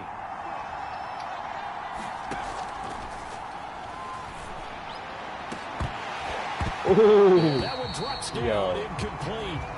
Good coverage there, forced the ball free, and it's 2nd down. As his old brain remembers, when I see 5 wide receivers on the field as a defender, I know the ball's coming out hot. They expected it and got there and popped it free. Back to throw now on 2nd and 10. And he will find his man, Samuel. And he's going to have another first down as the tackle's made at the Titans' 17-yard line. So how do you beat man coverage? First of all, you want to be a superior receiver, but you know something, that guy who's covering you, he's usually pretty good too. So the corner route is usually a great spot to get it done.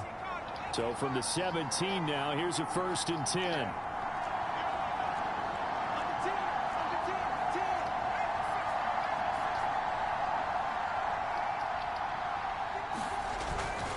Back to the running game with Mostert. And he was able to shed 1 tackle but could not get away from there. 5 yards on the carry. Good pickup on 1st down. 5 yards remain on 2nd down. I'd say they've got to find a way to get him going. He's such a big part of their offense. I wonder if they might throw it a little and come back to the run. Anything, because you're right. He's pretty much been completely Block for me. neutralized. Bro, why ain't he blocking? And down inside the 10 here before he's out of bounds right around the 7. He'll end up getting 5 out of that, but now they're looking at I swear, 3rd yo, down. they see them dudes running at me, they're like, yo, you're on your own.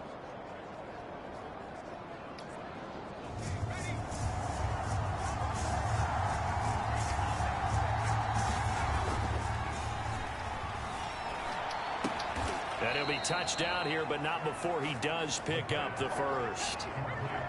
Well, they've had a great, impressive drive going here, and that pickup ensures the drive continues. And not only do you continue the drive, which is demoralizing for the guys on the defensive side of the ball right now, but you make your own defense happy. They're able to get a little more rest over on the sidelines while this one continues downfield. What? And this throw a bit late as he couldn't reach back for it. Down this close to the goal line. First down. Surprised that wasn't a run. I am, and you know I'm old school. I want to run the ball first down in this situation because 2nd down, that gives me an option of running play action, maybe throwing it. 2nd and goal, and they will try again from the 2-yard line.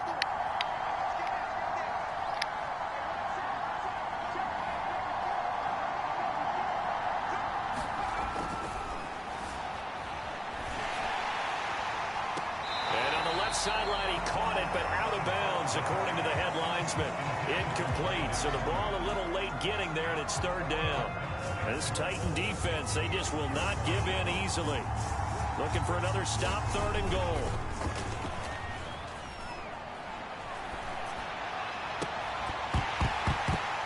Now, here's a look for the end zone, but that one's going to wind up incomplete. He did a fine job there of not hitting it. I just wanted to say that was trash right there. You can often mistime that play because of the angles he had of that approach. in his hands, and When he you're going to get him, dramatically sometimes you fucking panic as well and dropped think, I've that got shit. to be there right now. Instead, in this case, timed it perfectly and knocked it free. Can this defense hold them out? Here we go now. 4th and goal from the 2. They'll try it now with Mostert. Oh, he tried to pitch it, and the ball's loose. And who's got it? The defense Oh, I tried to fucking celebrate that. And that lateral. And the scoring opportunity turned to...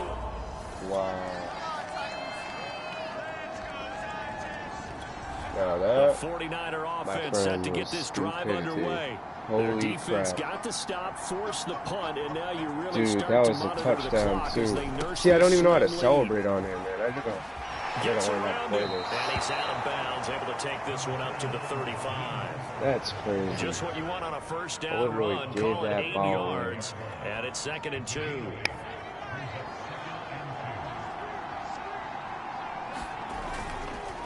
Again, they'll run it with Mostert. And he'll get up to the 43-yard line. Well, with the fumble he had earlier, we know how key keeping the football is here. That fumble earlier probably at the forefront of his mind. Just hold on to this thing. It's also at the forefront of the mind of the guys who are trying to get the ball from him. And since they've seen him drop it on the ground before, they're doing everything possible to have him do it again. They need that turnover. This is something you got to be wary of defensively. I mean, just because they're in the mode of trying to burn some clock doesn't mean they won't pass it. And they got good yardage out of that one. Yeah, and really, when you're looking at it, now they've got a fresh set of downs.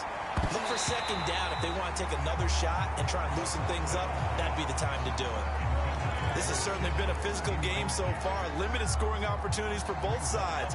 And there's another chance that goes unfulfilled.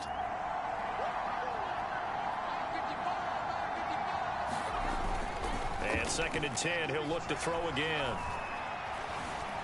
Forced out to his left. And he's corralled, but not before getting it inside the 35. How many times have we seen this late in the fourth quarter? Because you know the pass rush is getting after him, and they get upfield, get that great push, and what do they create? Space, and he takes off. From the 34 now, here's 1st and 10.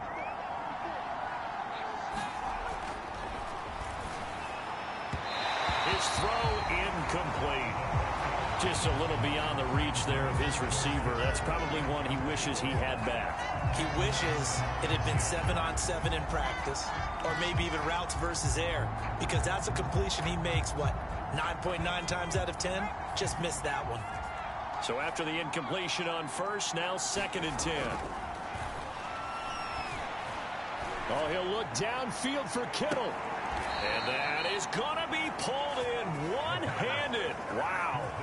A big play that time through the air. 33 yards. When they've needed a play this year, he's certainly been the guy to deliver it. As this season has gone on, he's been awfully consistent and sometimes spectacular.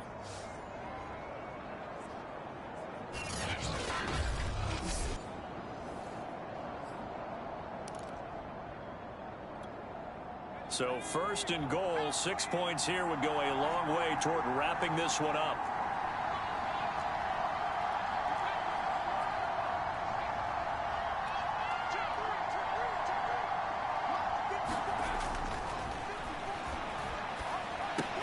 Well, look at this. They get the turnover they needed. It's intercepted. Picked off by Amani Hooker. He's at the 50. He's at the 30. 10, and he will take this one home. It's a touchdown.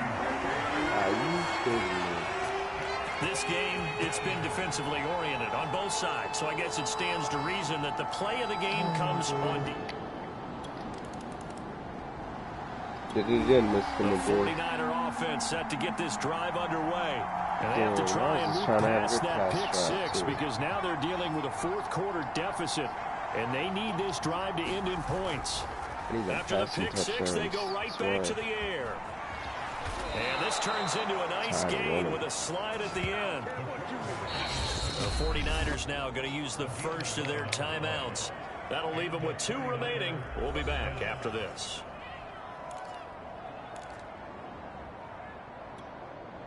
Both teams working on short rest, but this has been one of the better Thursday night games we've seen as they come up here on 1st and 10. He'll buy some time right. And this turns into a nice gain with a slide at the end. Well, last drive, remember, similar situation. He forced a ball into coverage through the pick. He learned better there. Yeah, similar to a golfer that's confronted with a shot that you just can't make. Sometimes you have to take your medicine, as they say, right? Just pull it down, take off, and go. Don't make something worse than what it was.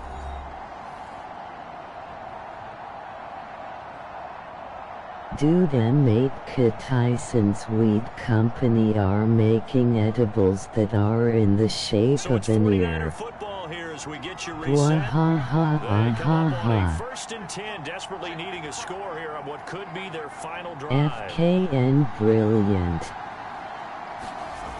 They go play action here on I first can't tell down. for why. They'll roll him out right. Now a leaping catch. He's got it. And he'll go down, but not before getting this inside the 30. And here we are in the fourth quarter, partner, and watch Mike them Tyson drive does for what like would be a weed. go-ahead touchdown. And you and I both know this is where you need a I mean, after getting your quarterback who can keep face his cool punched in all back the there. years, so Not just for himself, but to keep the rest of Bro, seriously? Yo, yeah, right, guys. That is a joke. Get out of here. This football game.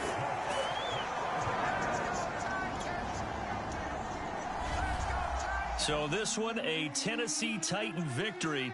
And it was their defense that really made the statement after the break. They pitched the second half shutout. Think about the team that just got vanquished. They did score in the second quarter. Do you think they thought at all that that would be their last points of the game? No, but what a second half. The adjustment, whatever they did in the locker room, it certainly worked. It certainly did. Yeah, You're exactly right. right. Whether They it was have an no adjustment, yards. whether it was just more focus on what they planned to do going in, whether they just played better, whatever it was, it all came together in the second half, and no points were allowed. That's a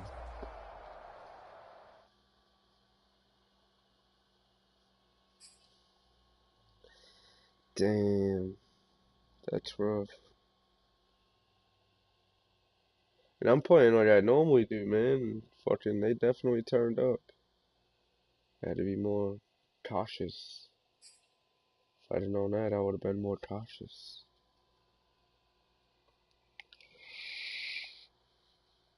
Fucking rip off.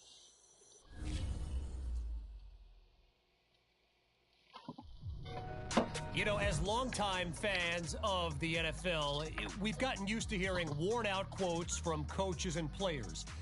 You know the classics like, we're going to treat this like any other game, right? How many times have you heard that one?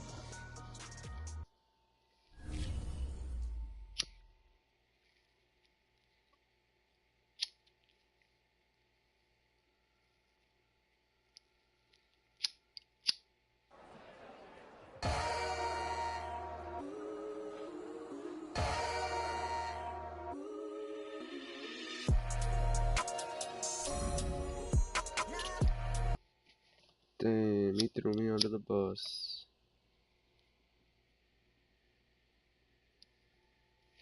Go figure.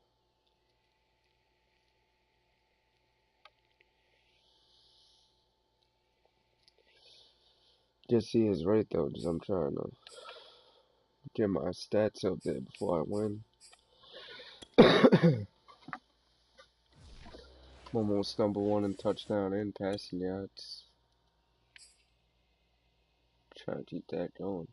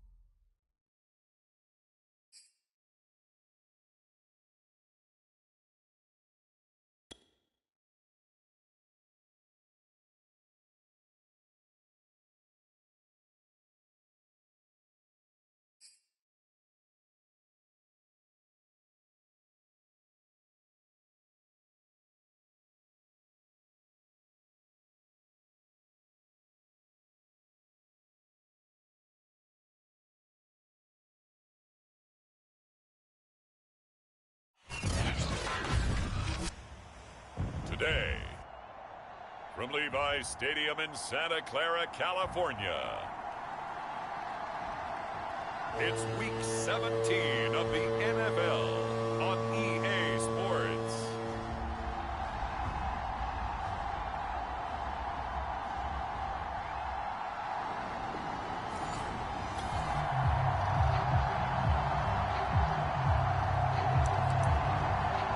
So the football will be at the 25-yard line as this offense gets set to take over.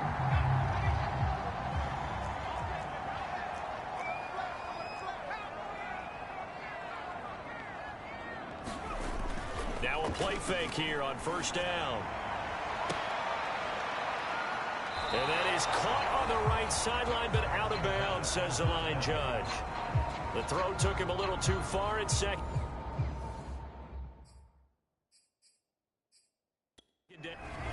Kyle Shanahan doesn't care much for that last call, so out comes the red challenge flag. Did he keep those feet in bounds? That's the question they've got to decide. And I got to say, watching it in real time, it was awfully close. Yeah, it certainly looked like a heck of a catch because he didn't appear to bobble it, which could complicate things. But even with the benefit of replay, that's pretty tight. Well, here's the call.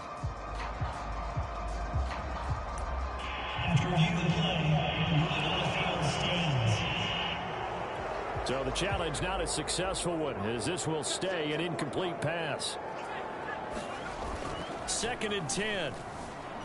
On the move to his left. And right back to Kittle. This time he's got it. And down he goes, but he takes it up to the 40. A little glimpse of his athleticism there and what they're going to have to deal with. He can use his legs to dance around back behind the line of scrimmage and beyond the line of scrimmage. And wouldn't you love to get a copy of their defensive scouting report going into the week? Because that's been stressed the whole time. Keep him bottled up. Keep him in the pocket. But it's the first drive of the game and emotions are running high. Someone forgot that, trying to make a big play and gave up a bigger one instead. 2nd down and 5.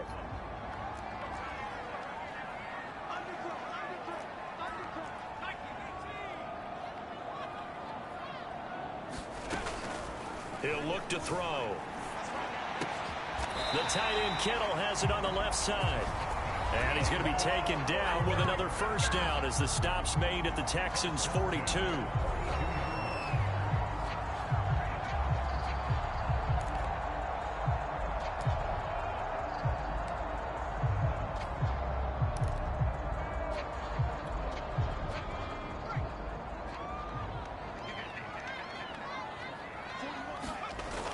Back to throw.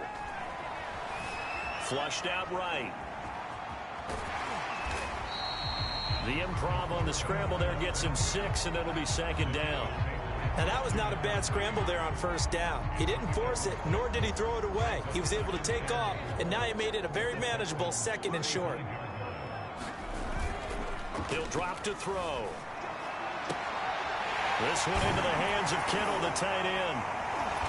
And he's going to be taken down with another first down as the stop's made at the Texans' 22-yard line. Pretty solid start for the rookie here on this first drive, Charles. Able to have some confidence, stepping back into the pocket, move around a little bit, find open receivers, and deliver. That just means his confidence is going to continue to grow because he's getting more and more comfortable with each completed pass. And he's going to be taken down here with a penalty flag on the field.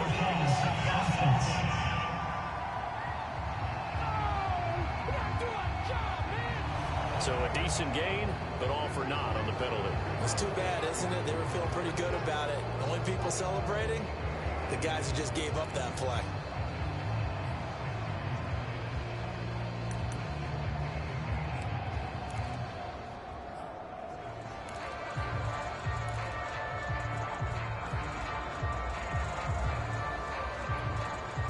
So the illegal forward pass also costs him a down, and now it's 2nd and long.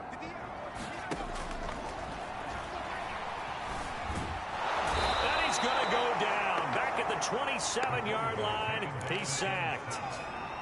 7th play of this drive coming up, but a long way to go on 3rd down. Out of the gun. They'll look to throw. And all of that, nearly an opening drive INT, but it does fall incomplete. Not the way you wanted to start this ball game as it brings up 4th down.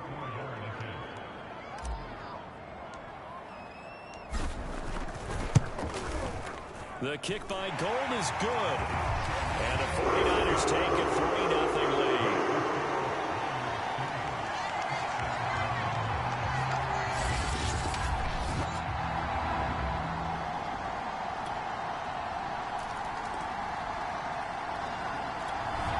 The San Francisco offense ready to start their next drive. And last time able to get 3. It's not what they wanted. They wanted 6, but they got at least something. They mustered something out of the drive. They'll take it. I like the way you've described it. Not ideal, but they'll take it. Anything to put some points on the board. But this time on offense, they don't even want to see the field goal kicker trot on the field. They want that ball in the end zone. Yeah, they'll be going for 6. It's incomplete. Took a shot, couldn't.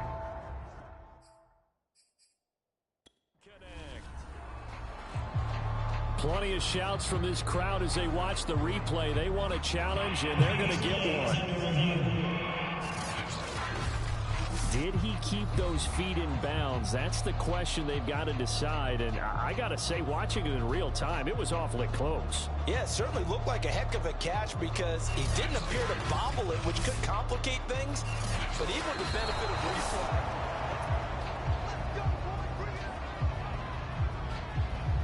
After review the play, the run on the field is reversed. So for Kyle Shanahan, he had it right, as the challenge is a good one.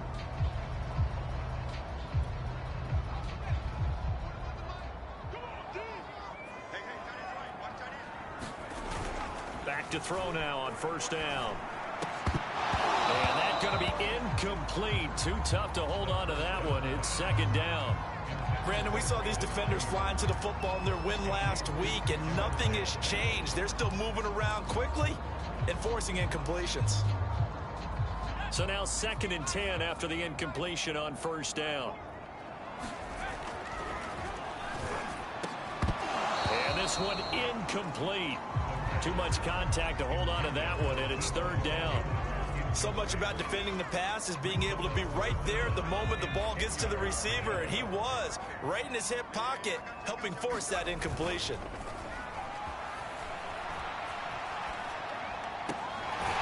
This will be caught at Samuel.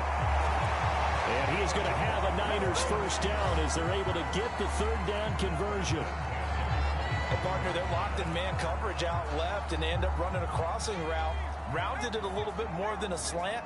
He's just going to angle himself towards the right side of the field, and that's very difficult for a defender to shadow him across all that ground. And he'll maneuver his way forward for about 4. 2nd and 6. Well, this defense for the Texans, they were excellent last week in the win over the Chargers. It was a little bit enlightening talking with the defense coordinator about their performance last week because the feeling was that it was a good, solid performance. They did what they needed to do to get the job done and get the win, but definitely a few lapses that they're looking to correct. These two teams all tied after 1.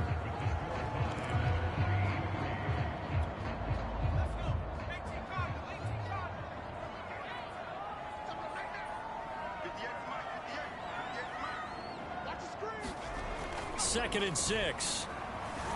Rolling to his left. That's caught left side by Landry. And they are able to stop him, but he does take it all the way to the 2. It's a nice catch there by the veteran Carter Landry. Charles, I'll tell you what, this combination is starting to really look good for this offense. I would agree with you, Brandon. They put a lot of work in together, and while they're two guys on the opposite end of the spectrum because one guy's just beginning his career, the other's trying to hang on, but somehow they formed a real good partnership so far, and that's a nice connection. And it's complete. In the end zone, touchdown 49ers. Charlie Warner, his first touchdown on the year. And the 49ers have now taken the lead.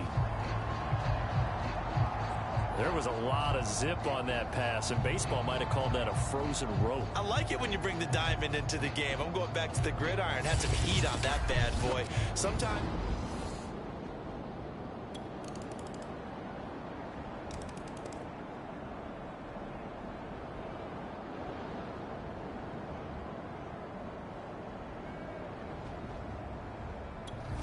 The 49er offense set to get this drive underway.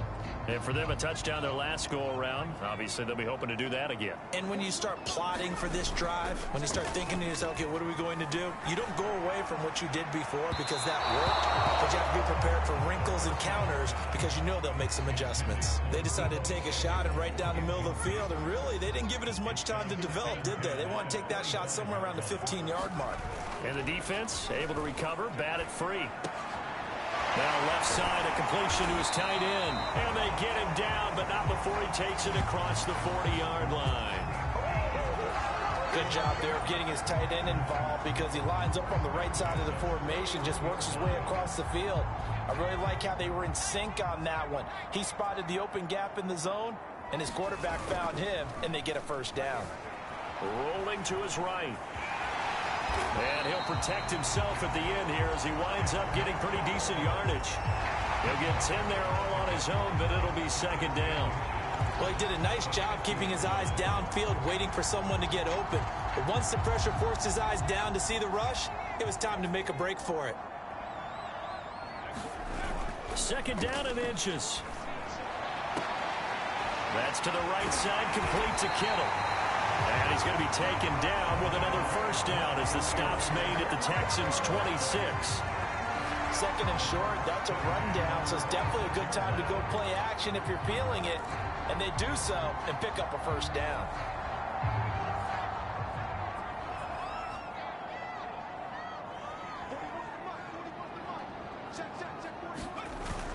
On first down, he'll drop to throw. Under a heavy rush, and down he goes. 2 minutes remaining in this first half of football.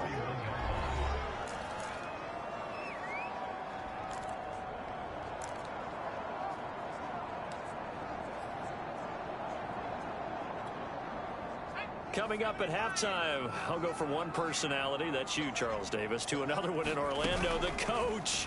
He'll have stats and scores from around the NFL. You and Jonathan Coachman both larger than life. No doubt about it. But you're stuck with me in this booth, yes, and he's miles away and smiling. And happy. The sack on first down took him out of a traditional running play and put him in a passing situation. But didn't stop him from running anyway, did it? No, I was surprised when he took off. I thought, oh, he's got some space. He might pick up 5, 6, 7 yards. He goes all the way and picks up the first. Here's a 1st and 10 at the 14-yard line. Inside the red zone here. They'll look to throw. And, oh, what a catch. And the Niners are going to be set up with a 1st and goal on a pass play that moves them all the way down to the 1. Now San Francisco going to call their second timeout as he'll get a chance to talk it over after picking up the first down. They'll look to throw here. That is caught by the tight end, Kittle. Touchdown, 49ers. George Kittle, his 17th touchdown now on the season. And the Niners are able to stretch their lead. You get down near the goal line, this is where having a sure-handed tight end becomes a luxury, and it pays off big time, especially.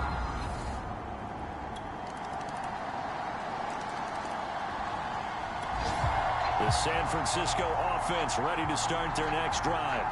And with an 8-point lead, probably not too much of an impetus to try and do too much here. They'll come out throwing here to start the drive. Completes it to the tight end, Kittle. Now the Niners going to signal for their 3rd and final timeout as the clock will stop with 33 seconds to go in the first half. A big hitter to start the drive has him up near midfield here for 1st and 10. Sliding out of the pocket. And he'll be out of bounds just shy of the 40. That was an excellent job of recognizing the situation. His first read wasn't there. Heck, his second read wasn't there. But he bought himself a little extra time scrambling out of the pocket, got to the sticks, and picked up the first down. He'll buy some time. Looking for Landry, and it's intercepted. Picked off by Gary and Conley. And the Texans are going to get it back here just past. The 49er offense set to get this drive underway. And with only 4 seconds on the clock, time likely for just one snap of the football.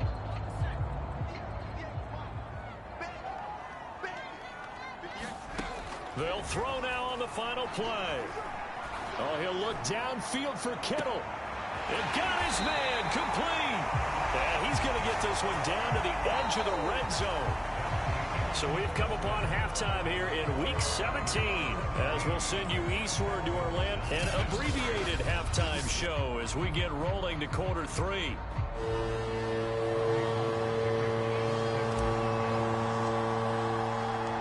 The final 2 quarters of the NFL regular season are upon us as the second half of Week 17 is underway. And the half will begin with a touchback.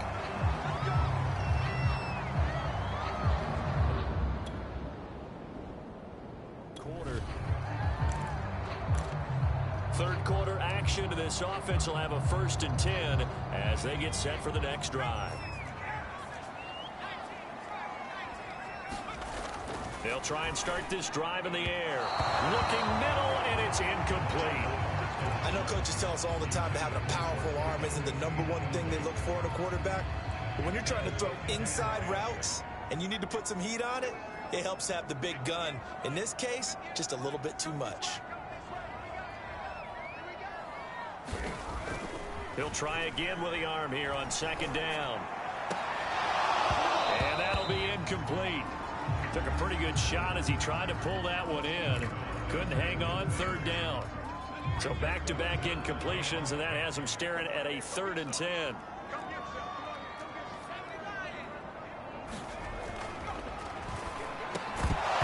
And this pass broken up.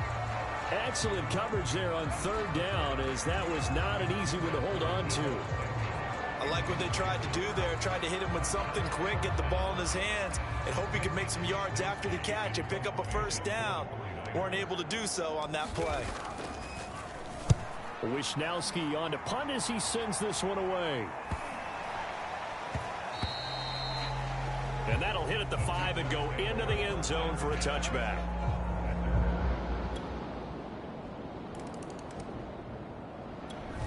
The San Francisco offense ready to start their next drive. And a tight game after punting last time. See if they can get something going on this drive.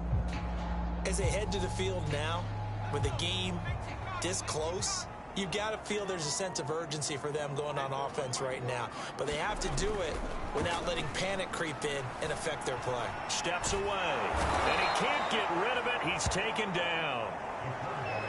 Zach Cunningham rolling in to get the sack. Like how they've started the 3rd quarter here. They force a punt on the 1st drive, and after this sack, it looks like they'll be forcing another one as well. Absolutely. Maybe got their 2nd win coming out of the locker room. They'll roll him out right. And that is incomplete. A lot of force bearing down on him there. He could not hang on. It's 3rd down. I think you can easily follow the thinking there. The pressure on the last play, it got to him, so they decided, let's get him out of there, bootleg him out to the right. Unable to complete the pass downfield, but the thought process, spot on. And he is going to have a 49ers 1st down as they're able to get the 3rd down conversion. Whenever we talk about moving the sticks and controlling the football, there's a great example right there. Those are the 3rd downs you need to convert to win football games. We're in the 3rd quarter of this one, and this is a tight one. In order to maintain pace, keep the ball away from the other team, and put points on the board, those are the plays they need to continue to convert. They'll look to throw here on 1st down. Eluding the pressure right. And he'll go down right around the 47 this time. The improv on the scramble there gets him 6, and it'll be 2nd down. And we have to give credit to him for buying time and extending the play. But you know, there's some really upset defenders on that one. They thought that they had him. Instead, he was coated in Teflon and got away. 2nd and 4. And he'll work it across midfield inside the 45. Normally we're talking about a quarterback duel where they're matched watching each other pass for pass. How about the footwork in this with both of these guys running the ball well? Yeah, they've mixed in the run game. You're exactly right. Now, both coaches might not like how much their quarterbacks have taken off, but another example right there of just good mobility. And he's taken down inside the 30. On any given pass play, you never know exactly where your exit points are going to be. On this play, he was flushed to his left, still on the run, able to accurately throw the football for a nice first down.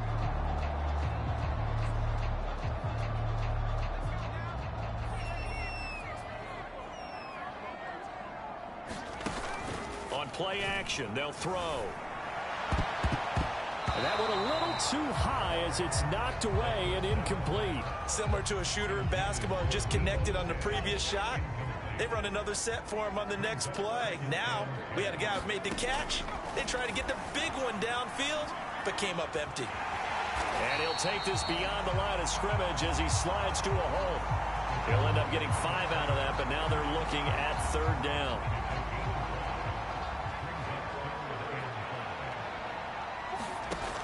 Back to throw here. And that nearly the pick that they needed. He couldn't pull it in, though, and it's 4th down.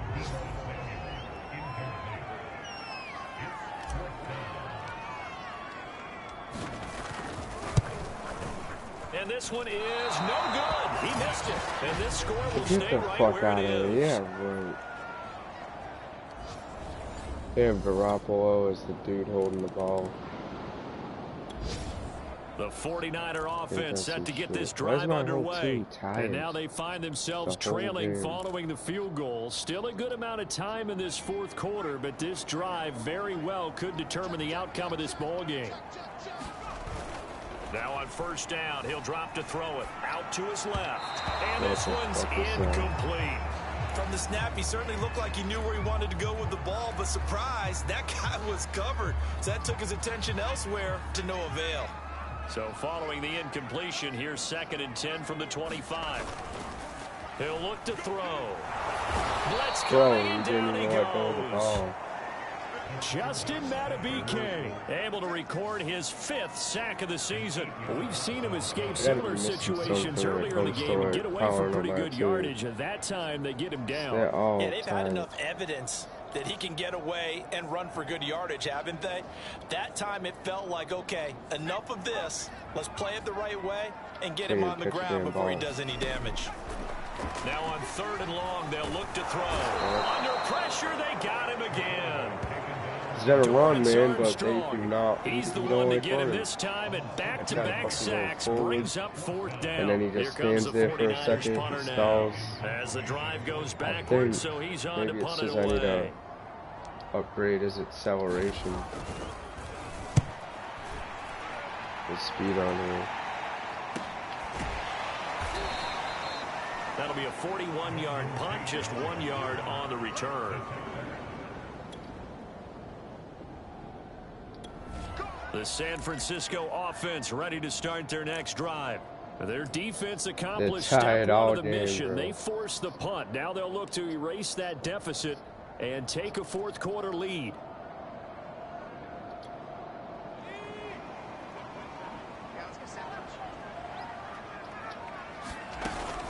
They'll look to throw now on 1st down. On the move to his left. This one caught by Kittle.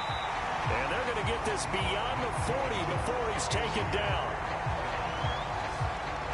Sometimes it's design, and sometimes you just have to know when to leave the pocket and move and make something happen. And on that play, he was able to get on the run and was still accurate throwing the football. Rolling to his right. And that is incomplete. The coverage a little too good there. They love dropping the ball, too. Brandon Ayuk, the one he was looking for. And now it's 2nd down.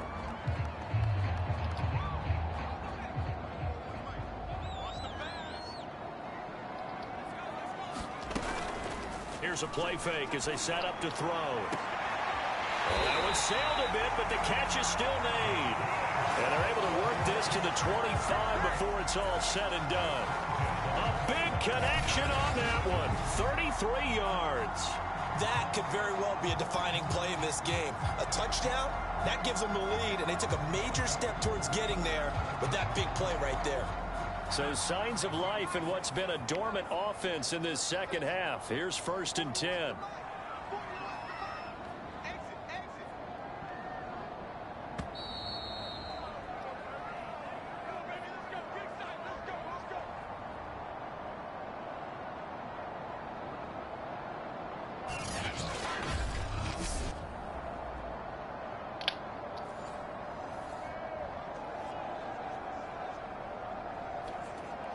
So it's 49er football here as we get you reset. They come up on a 1st and 10, desperately needing a score here on what could be their final drive. Just a yard on the 1st down carry, so it's 2nd and 9. I like the call there because that was one to take time off the clock and get them closer to getting out of here with a W. In the mind of the play caller, all you want to hear is tick, tick, tick. Come on, here's the W. Here's 2nd and 9, just a yard on that last run.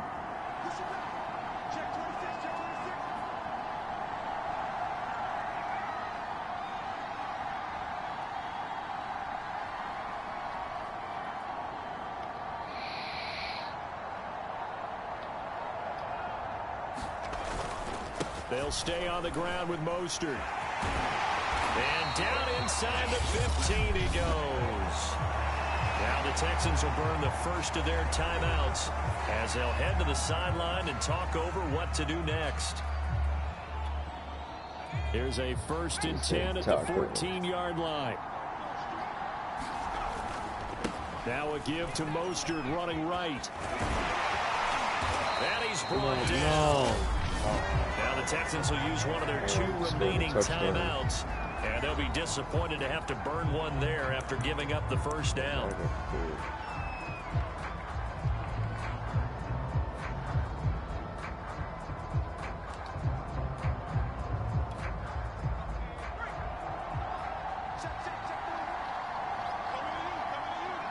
A little unconventional, but another kneel down here as they work towards a field goal try. Another kneel down. The Texans going to signal for their 3rd and final timeout.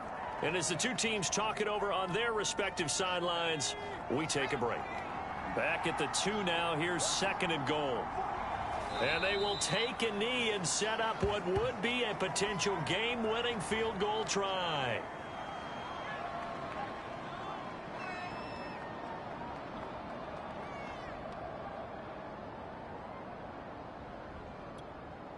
Third down and goal now, and this Houston defense not backing down. They'll look for one more stop.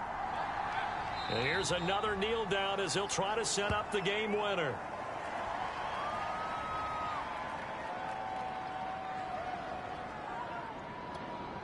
So the field goal unit is on the field as this is a big spot right here. This to almost certainly win the football game.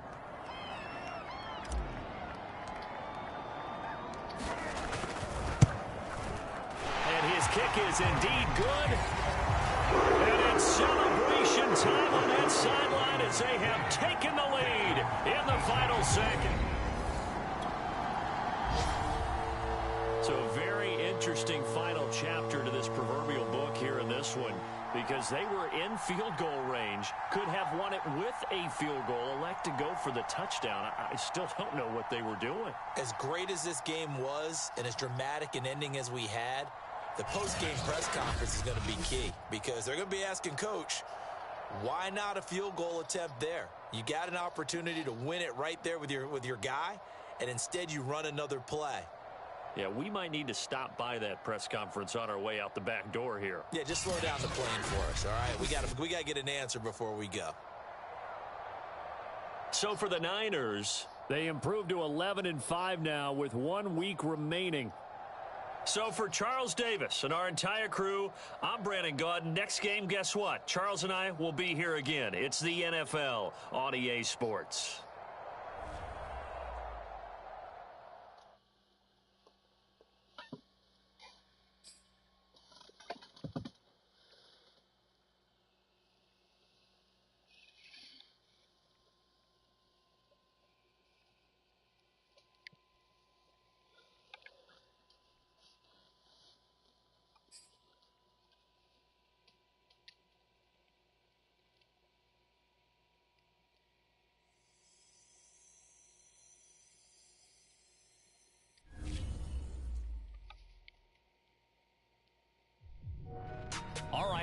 enough setup.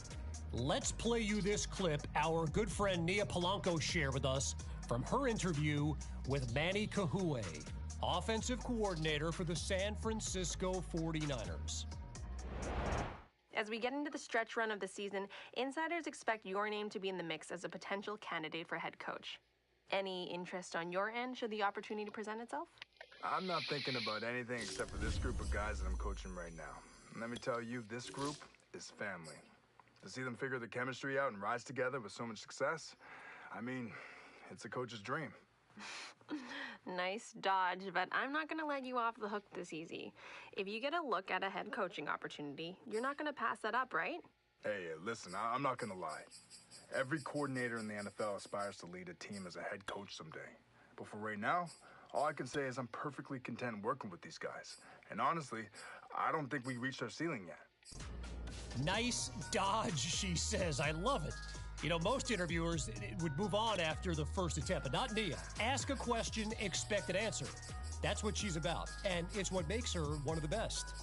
And actually, you know, now that I think about it, we've got her booked for our next podcast, so we'll have to ask her more about that interview. All right, so moving right along, I want to do one of my favorite segments, Hidden Gems. Gotta give credit to our listeners that always come up with such great players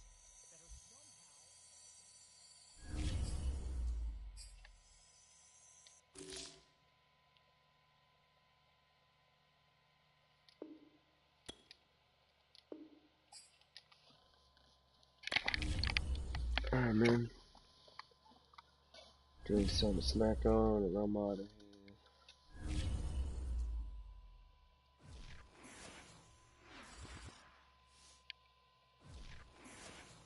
I'm out of here. Let me get something to snack on. Yo, peace out, YouTube world.